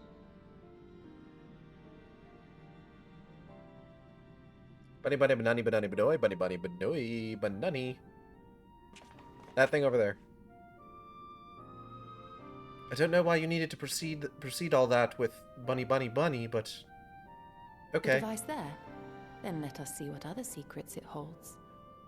So did the convocation mean to give Zodiark a CBT kink, or was that a happy accident? One of them was thinking about it.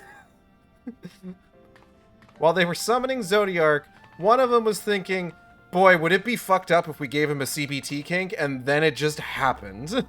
Fucking Daniel.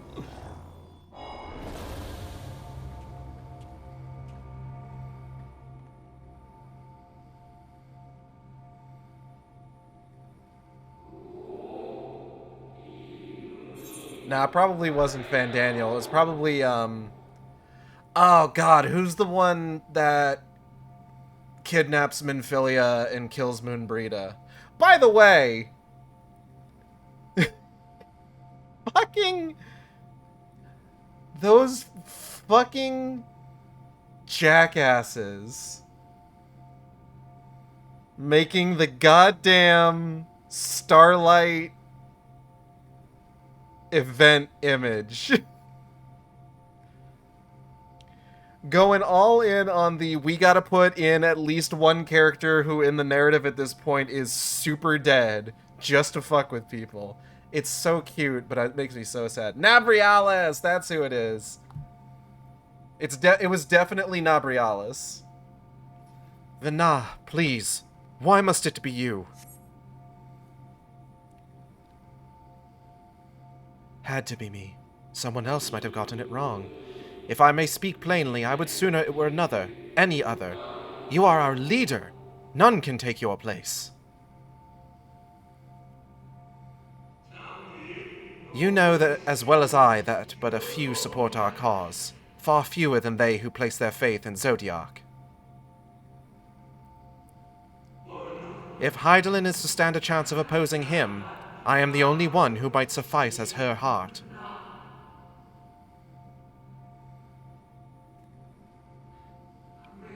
Rest assured, however, I shall not vanish from this world. The form I take shall ever remain my choice.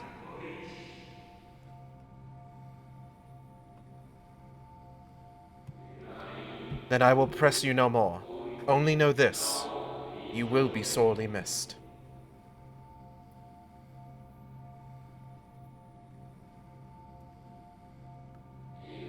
I wonder, is this how the convocation felt about Elidibus? I want to say... So, for the patches for Endwalker, there are a couple hard reads I made years and years, like months and months and months and months and months before certain plot elements in the Endwalker patches were revealed that I'm still very proud of to this day.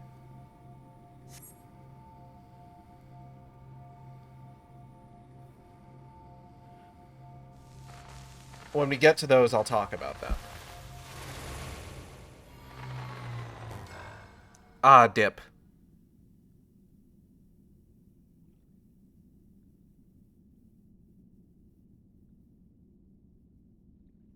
What? Forgive me, but did that not strongly imply that Elidibus sacrificed himself to become Zodiark's heart? 7 hells. Then who or what are we dealing with? That's a really good question. I still don't actually know.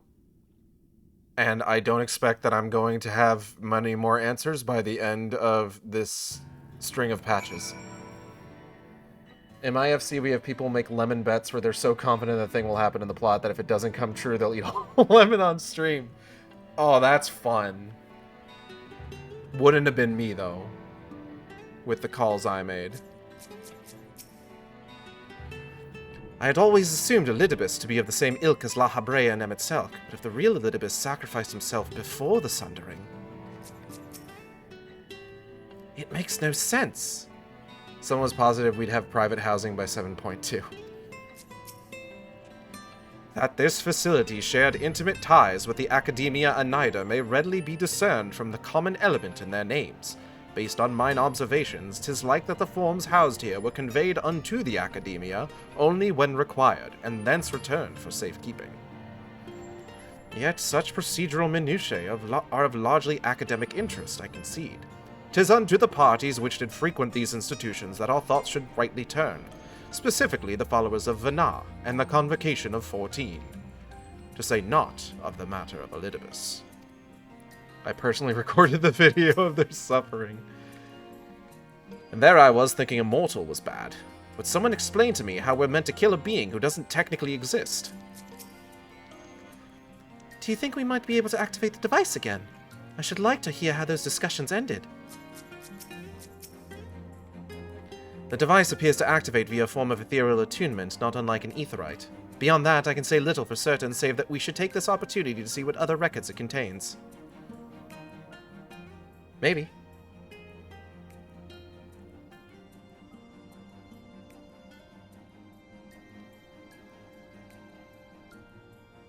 No response. Confound it.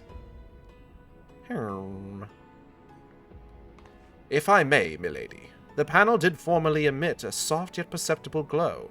That it doth so no longer may betoken the depletion of some essential energy within. Given how long it has lain dormant, I think it fortunate it functioned at all. That may be, but if we can't get it to work again, we'll be leaving with more questions than we've answered.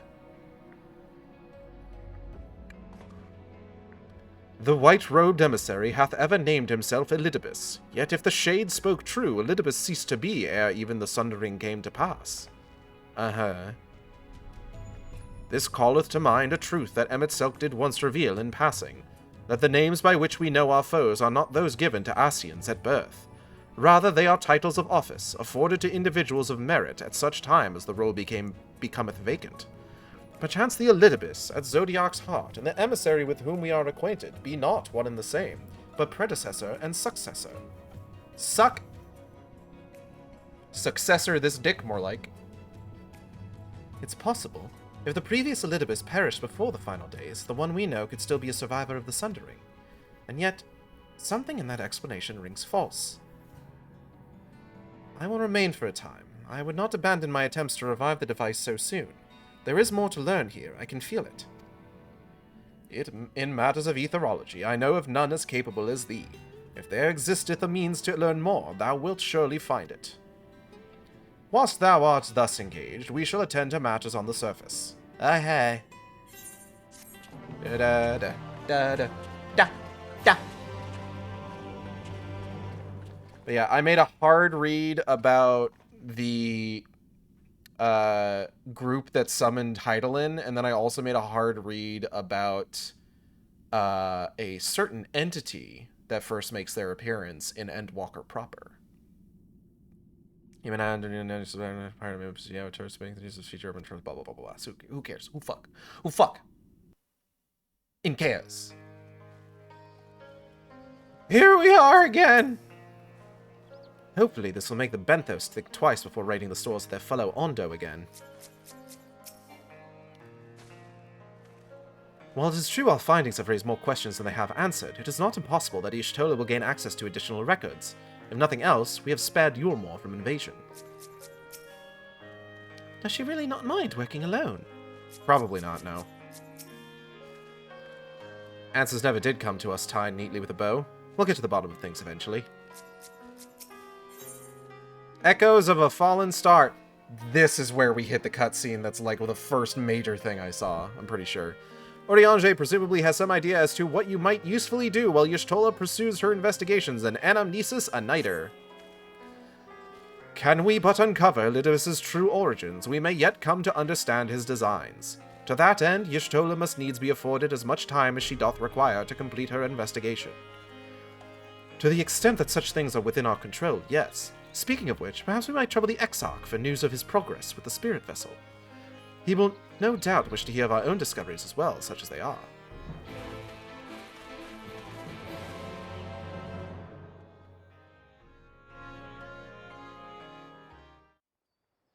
Oh, are we just going straight into it?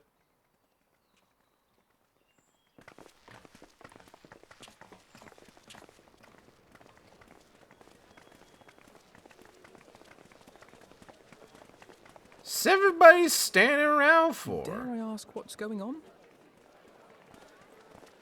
Hey, Guaha. Ah, excellent timing. For me, in any case. We have a problem. The vast majority of those gathered here are presently in the employ of the Guard or else one of the facets, and no longer wish to be so. That is a problem. In principle, all are free to change vocation at any time. But a city does require a certain number of people in these positions if it is to continue to function. For the moment, I have asked them to postpone their resignation until such time as replacements can be found. Hi, they themler. As you may have surmised, we have the Warrior of Light to thank for this. Right, I forgot that's part of what his fucking plan is. Herm. It's you!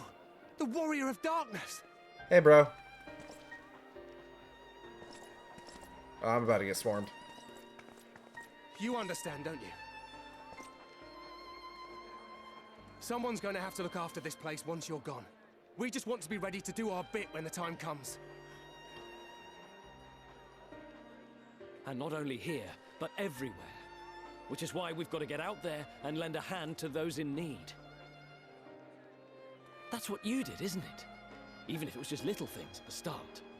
You helped people.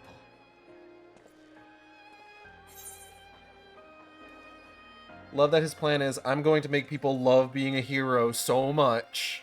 People, chocobos, you name it. Mitty, are you still knocking things off my fucking computer tower? And we're trying to do the same. We may have our sky back, but there's no shortage of people who still need help. Be nice to people, ha ha ha. If we follow in your footsteps, then I choose to believe we too can be heroes one day. Even warriors of light. First phase of his plan seems to be, I am going to deplete these places of their personal, of the individuals, keeping them safe as much as I possibly can.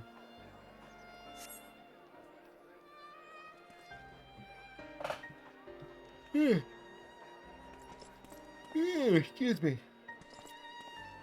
Once this one's over, we're probably going to go ahead and call it a night.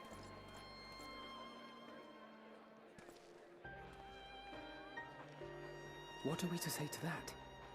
We can hardly tell them they are mistaken. They seek but to do good, as you have. I've done some pretty good, yeah. But no more can we stand idly by and suffer a paragon's scheme to proceed unchallenged.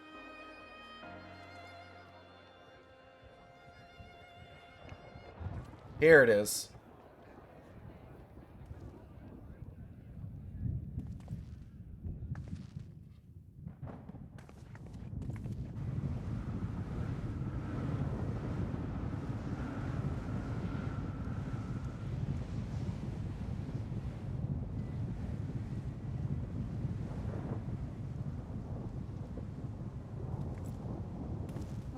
What's happening to the sky?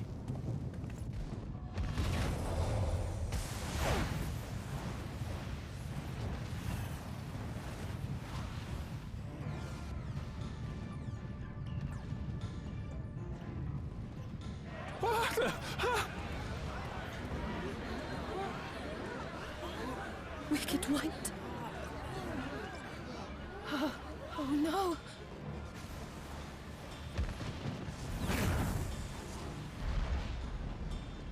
By the 12.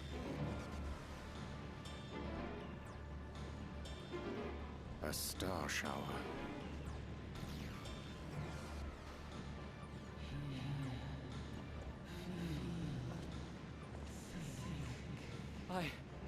I hear a voice. Can you imagine all the people in this place, like, all getting their, like, fucking ethereal past life PTSD all at once, and all gaining the echo simultaneously. Meanwhile, Heidelin's floating off there in, like, the space between spaces in the ethereal sea or whatever, and it's just like, okay, whoa, suddenly there's a lot of you. What the fuck is happening? You and all? Then why does it feel like it's inside my head? I didn't account for talking to this many people all at once. I'm a little afraid of crowds. You're going to need to each take a number. I'll get to you all eventually. Did I not tell you, my friends? You are warriors of light! Go on, Reggie. Hop up. Otherwise, you're standing in front of my computer monitor. Thanks, Hardbert. You're back!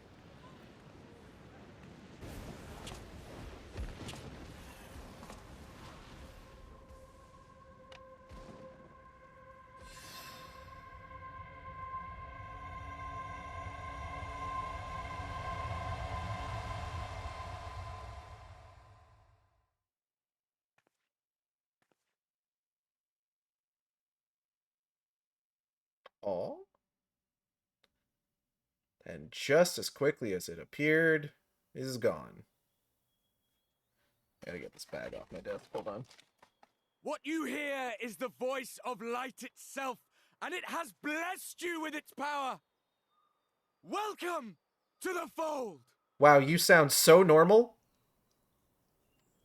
I'm a warrior of light. I've been chosen? Can it be? Because technically speaking, not everybody heard Heidelin's voice. So there are people who are particularly susceptible, but it's not everyone.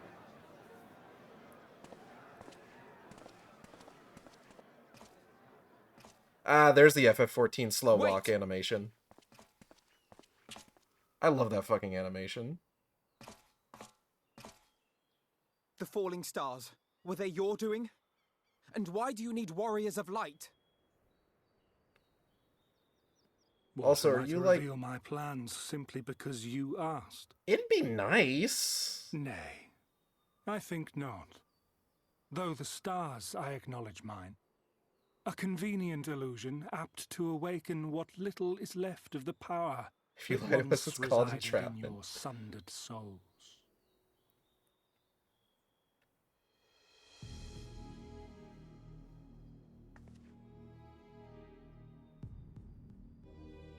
That which you and yours call the echo.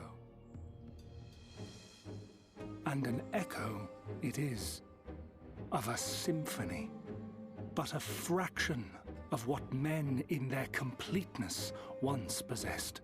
Weird that none of the other scions gained the echo. Again, it doesn't... The Star Shower, like, fucking past life PTSD stuff doesn't actually affect everybody necessarily. Even those among you who tower over others in the gift have only the faintest trace of it. But though sundered and forgotten through death and mocking rebirth, it has persisted.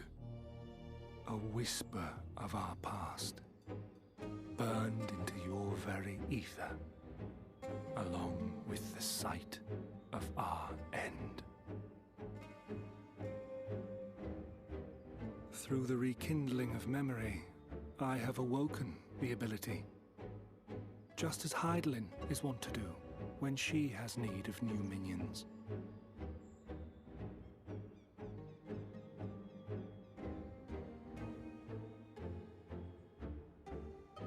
The Echo hath ever been thought a gift from Heidelin, a boon granted solely to her chosen.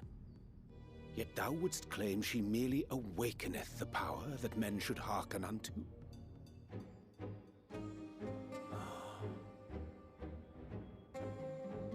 Her voice. Given the perceived simultaneity of her call and the awakening of her chosen's capacity to hear it, it is only natural that we thus attributed the source of the gift. Yet if, in truth, the echo is a prerequisite for hearing her voice, one might surmise that her call never ceaseth, such that all who awaken to their innate gift might receive of the blessing of light at the self-same instant. In sooth, we bore witness to this but moments ago. At the sight of the star shower, full many in the crowd did speak of hearing a voice in their minds, did they not? Yeah, they did. Oh, stop. Just so. And whenever Hydaelyn has need of new servants, she is quick to pluck comets from the heavens or create illusions of the same. Why then didst thou conjure this vision, full knowing that thine age-old foe would thus claim those awakened to the gift? Foe? You must be mistaken. As you see, I am a warrior of light. And together with my comrades in arms, I shall save the world. It's a little shithead. Just like you. Yeah, Elizabeth sucks.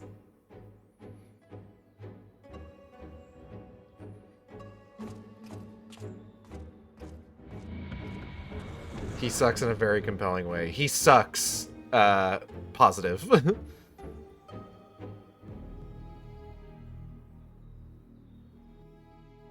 It's not like Van Daniel, who sucks derogatory. Alright. Reen. It did remind me of it. Amarot, I mean. All the fear and the sadness. Unsettling though this is, I'm certain our friends in the Guard will use the Echo well, or with good intentions at least. Though I like not what it portendeth, having been treated to so unambiguous a demonstration, I cannot well conclude aught but that star showers are indeed instrumental in awakening the Echo. Yet we need not attribute such credence to all that Elidibus hath claimed, that he too seeketh this star's salvation, for one. And there he goes again. Now we don't suppose he would have given us an honest answer about his history had he stayed. Albino? The more Elidibus reveals, the less I understand, but that he has made a fine mess of things is plain. Twoo? La Hebreo who sucks, question mark? Hi, Guaha. He is gone, then. I've managed to persuade a number of our would-be deserters to reconsider, or at least delay their departure, but as many are deaf to my entreaties. Young Thaler and Vonard among them, I am sorry to say. They have quit the Guard. Nevertheless, I wish them well. Whatever Elidibus's plans for them might be, the pair have only ever had the best of intentions. One can hardly blame them for thinking themselves heroes-elect, not after having been blessed with the Echo. It's not as if they haven't shown the requisite spirit. I quite agree. Though the impetus for their sudden departure may have been words falsely spoken, the men and women in whose footsteps they would follow are heroes in truth. Warriors of light, Ardbert, yourself most of all. And so I would ask a favor of you. Speak with them ere they embark on their journey, and furnish them with what wisdom you can. They've set off for the Amaro launch, but you should still be able to catch them if you leave now. Worth the effort, I'd say. If I recall correctly, Raban took the time to usher you out into the wider world many moons ago. I think that comparison rather flatters Thaler and Vonard, but the point still stands. They would doubtless be gratefully acknowledged were the Warrior of Light, Warrior of Darkness herself to see them off. Okay. If thou art willing, I prithee go. Thou mayest safely leave the task of unfolding that which did transpire at enemy spotted. Anamnesis to us. Okay.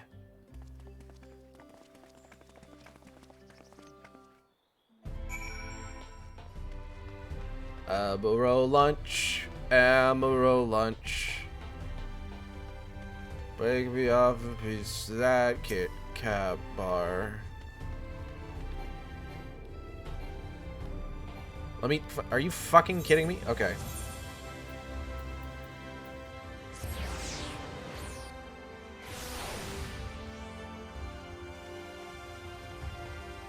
Vonard, they themler. Wearing Amarang? I mean, you know, around. You again. I mean, it's you, milady. Sorry, it's been a funny old day. Hey, guys. Sup, bitches.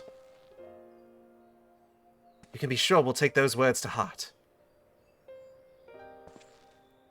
I still can't believe it. You coming all this way just to speak to us. I swear we won't let you down. So long as it helps someone, we'll do what needs doing out there, no matter how small. Your hair is beautiful. You got some gorgeous locks, my man. Always remember that. And when larger threats loom, we'll be ready to face them. You see if we aren't. Hey.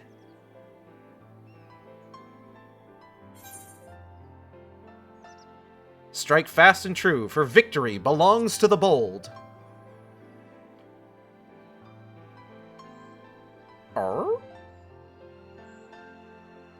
We'll be off then. Farewell, Warrior of Darkness, and thank you.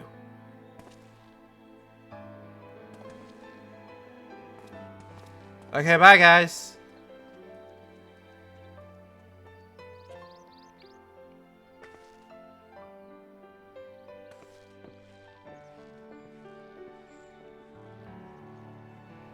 Even if it is, like, all by the machinations of Elidibus, it is kind of nice seeing them walk off like that, confident in... as confident as they are in their plans to journey about the realm doing good. Mazel tov on your wedding, they are.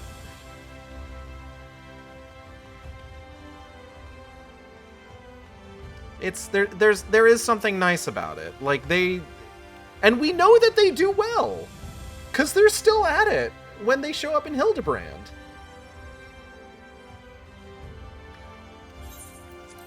I would like to do the augury of wheeze. Of wheeze. Oh god, you're all here. Okay. Fanquid. You caused quite a stir when you set forth as the Flame General's newly anointed envy, you know? Newly anointed envoy, you know? Minfili was delighted. The world is ever in need of heroes, she said. I take it they were suitably inspired. Oh yeah. This land is our home, and it is we who must protect it. Even if he didn't believe a word he was saying, and it's all part of some terrible scheme, it's hard not to take his message to heart. Honestly, don't listen to all this prattle about the life-changing importance of your words to impressionable young heroes. You could nod mutely in their general direction, they'd still be inspired. True. Beglug. I was so deeply immersed in my research that I entirely failed to notice the star shower. Bugger. Good news, Say, you're correct. That's not what Beglug sounds like. What voice was that? I was so immersed in my research. Thou art returned, and at a most opportune time. We have but this moment concluded our account of all that came to pass in the deep. Quidwags Org, thank you for making the effort. I'm certain your words will be a boon to them. While you were away, the others told me of your investigation. We have yet to discuss how to proceed, however.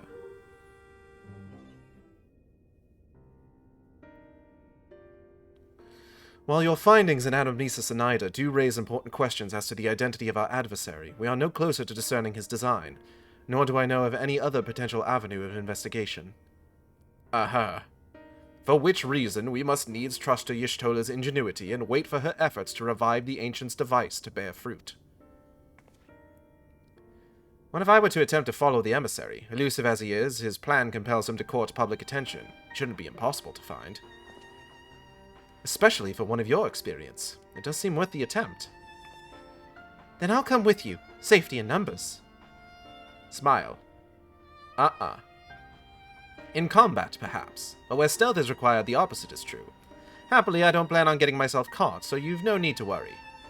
Nor do I intend to vanish for moons on end. We still have the empty to attend to, don't we? Smile. All right, and I look forward to your return. I can't get over how pretty Reen looks with the graphics update. Then it sounds like the rest of us should avoid doing anything which might prompt Elidibus to look too closely at our movements. Insofar as it's possible, I recommend we limit our activities to the Gristarium. Okay. Speaking of which, Exarch, might I ask if you've made any progress with the spirit vessel? Uh-huh. Of course. We are presently studying the principles underpinning memory transference and, I believe, nearing the requisite level of understanding. Less hearteningly, practical trials of transference methods suited for use with this vessel have yet to yield satisfactory results, to put it mildly. But there are still many promising possibilities we have yet to test. Uh-huh. Indeed. Though it may take some time yet, we are well on our way to a solution. And I shall not rest until one is found. Aha! Though we are all grateful for thine unstinting efforts, thou needst not labor to the exclusion of all else. If it would serve to lighten thy burden, however little, I should gladly offer mine assistance. Quite. I, for my part, will do what I can to ensure that the Crystarium continues to run smoothly in spite of recent disruptions. If there's anyone you can trust on the nitty-gritty, it's post-Crystal Braves, Alphino. Raggy, I need you out of the way. Then perhaps I could help. There must be something I can do, even if it's just guard duty. Okay.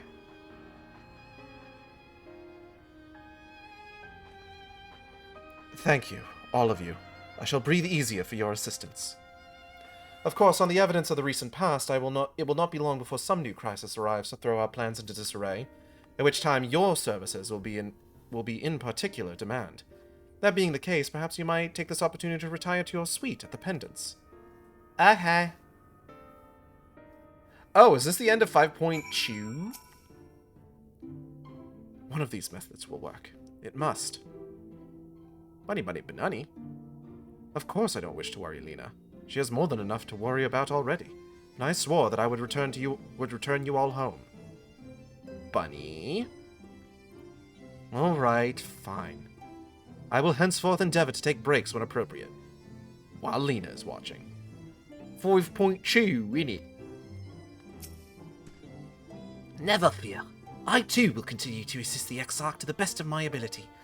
If that means casting the old sleeping charm, so be it.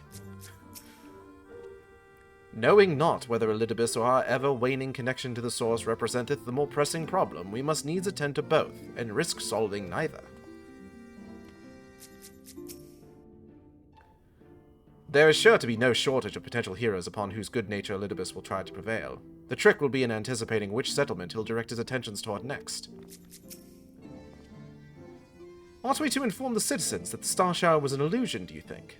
They might sleep better for the knowledge that no damage was done. There is so much to be done, and so little I can do to help. But you can count on me to play my part in the empty. I will accompany my brother, and make sure he doesn't get carried away. You will do as you're told and get some rest. Both of you.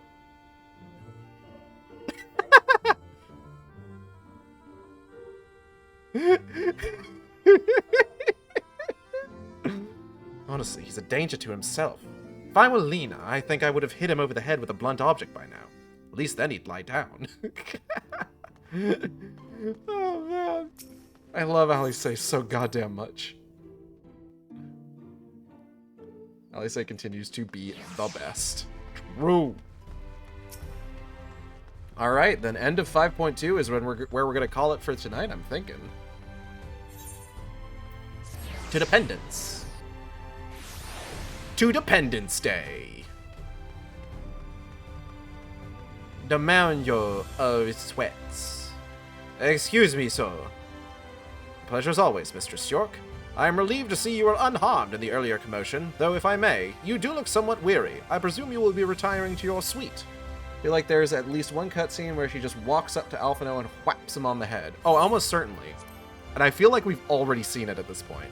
Very good. Do let me know if there's anything you require.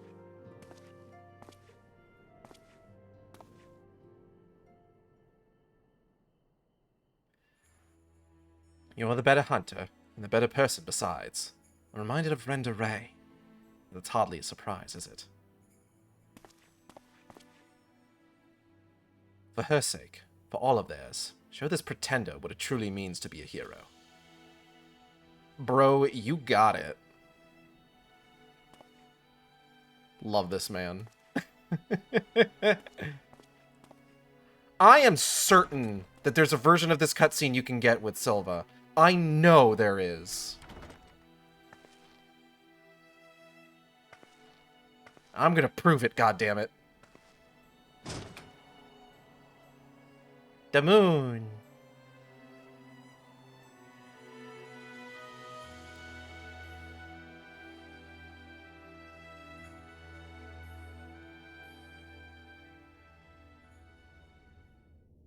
Meanwhile, in the Crystal Tower's umbilicus...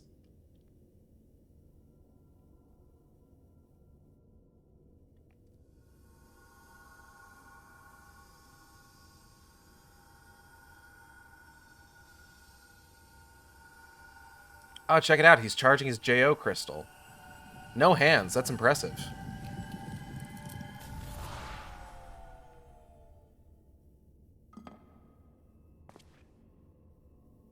Foiled again.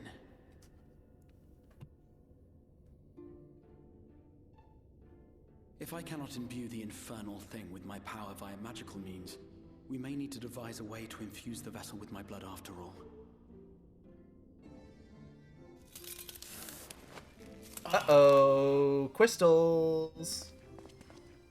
Art thou unwell?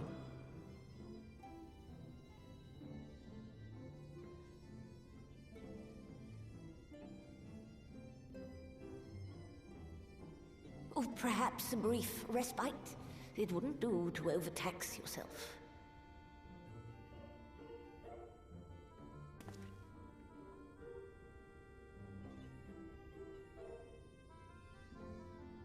I'm fine. And given to stubbornness, I'm afraid. Especially when I have a stake in the outcome.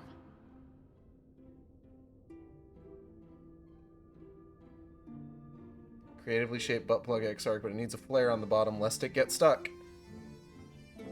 True. That or a ring.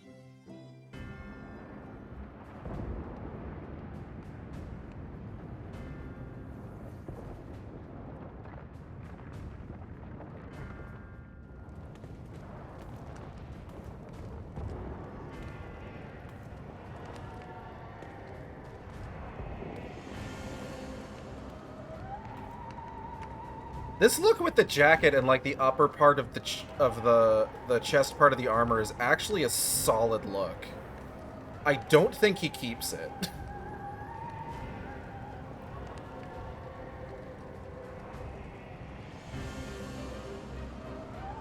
It's from Decidia, it rules. Is it? That's neat. Duodecim? I think he does. I feel like he has a different it's his player 2 outfit. Okay. I feel like he has a different outfit come Endwalker. The dream again.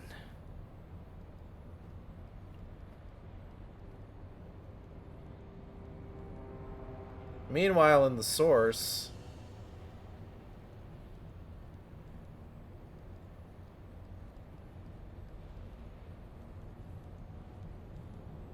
A recurring dream. They do so fascinate me. Might I trouble you for the details? Hold on a second. What's that voice? I've always dreamed of it. What's that Fire voice? falling from the heavens, and the city, nay, the whole world ablaze.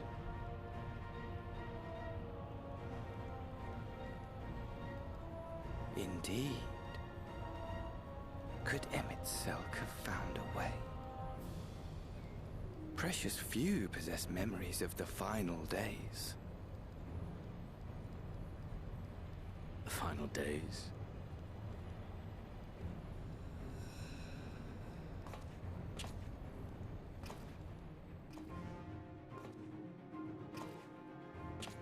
Why, yes. Admittedly, my knowledge is mostly second-hand, but if you are interested, I will gladly tell you the tale.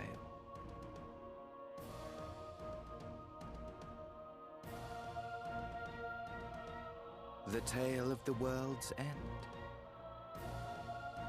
I liked Dead Man's Chest a little bit better, I'm gonna be honest.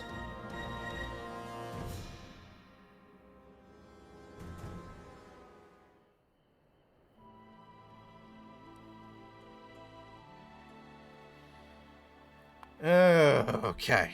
Alright, I want to check something here real quick. Not hard to disagree at World's End to speak. It's good. I'm just a big fan of the Kraken. Okay. We're going to go ahead and call it here, but there's a couple things I want to check real quick.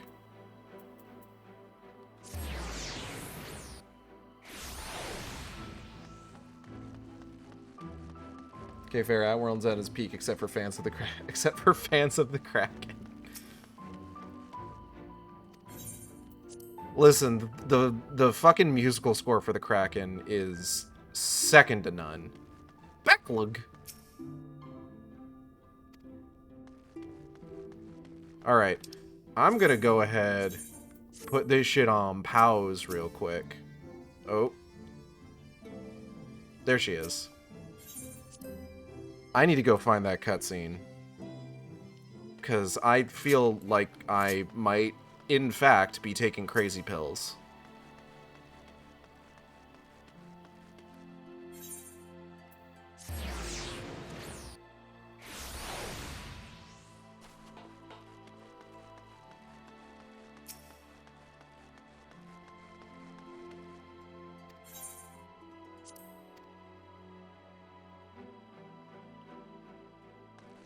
Oh.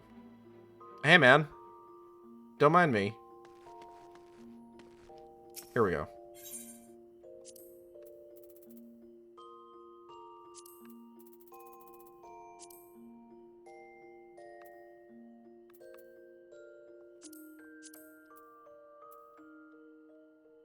Maybe it's this one? Nope.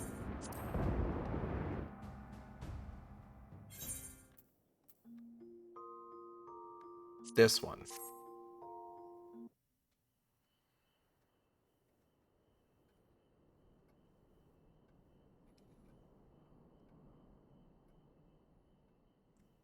Ba, ba, da, ba, ba.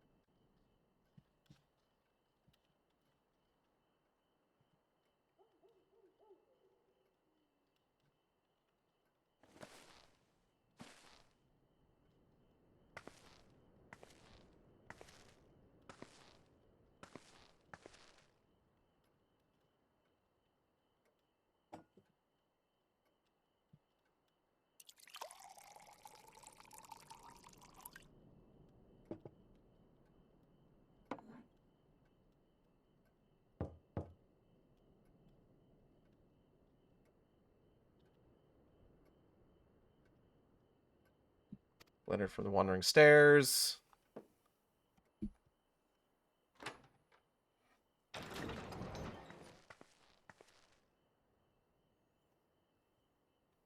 Business with Cardinal Virtues. There you are! Where were you in the New Game Plus version of this cutscene?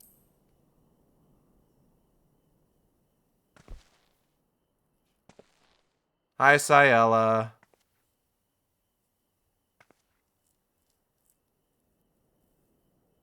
Hiding in the background like she always does.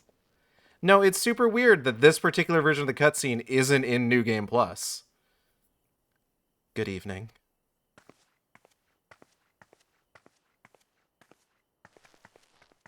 Let me just get this real quick.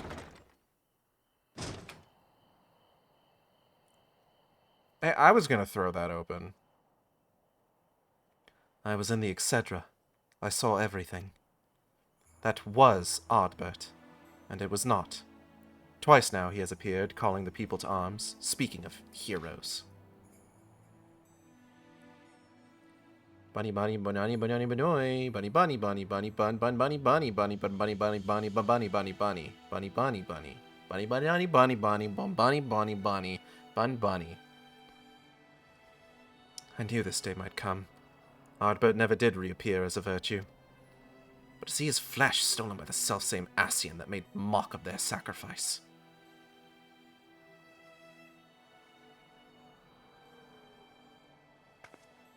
I spent years searching for a means to redeem their legacy. His legacy. And in you, I found it. You slew the virtues, reclaimed the stars. You spoke the truth, and the people listened. When I heard our patrons speak of how the Warriors of Light had been their saviors all along, I thought, at last, at long last. She's a very pretty elf.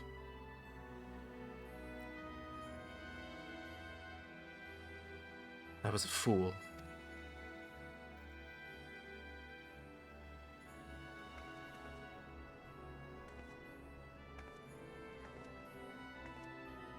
She's very pretty and also has no makeup on. I cannot ask more of you, not after what you've given, but I must. Set him free. Lay him to rest with the others, in honor and triumph. Okay.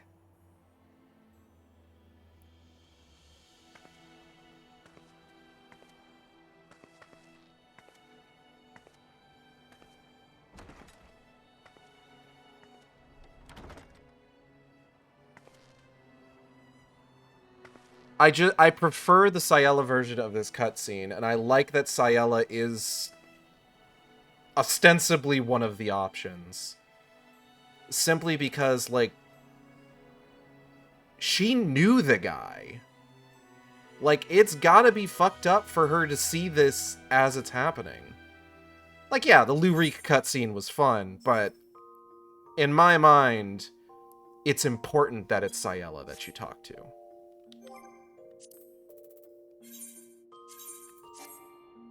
Oh, hold on.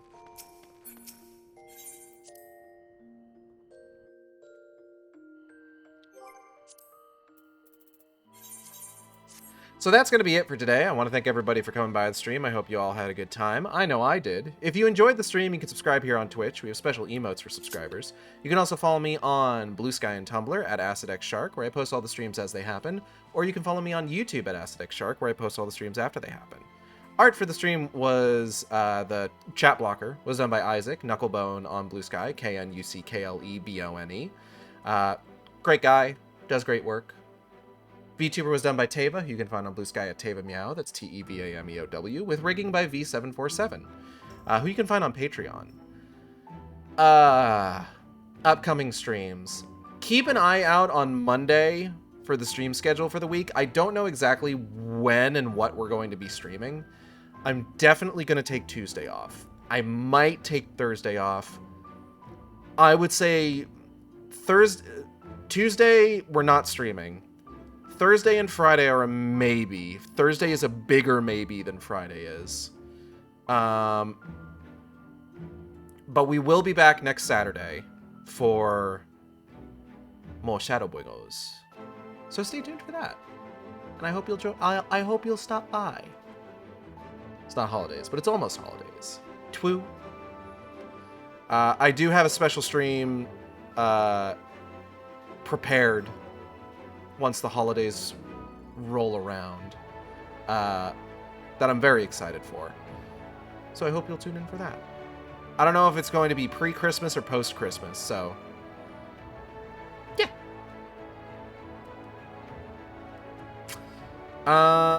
Do I know anybody stream? Is anybody streaming? Anybody streaming right now? Who's streaming right now?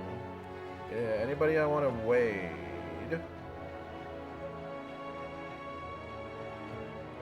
Machine 17's doing the rating. Let's go ahead and pop over to him's stream.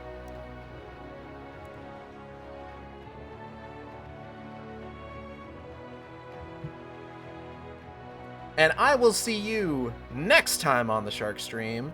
Same Shark time, same Shark channel. Take care, everybody.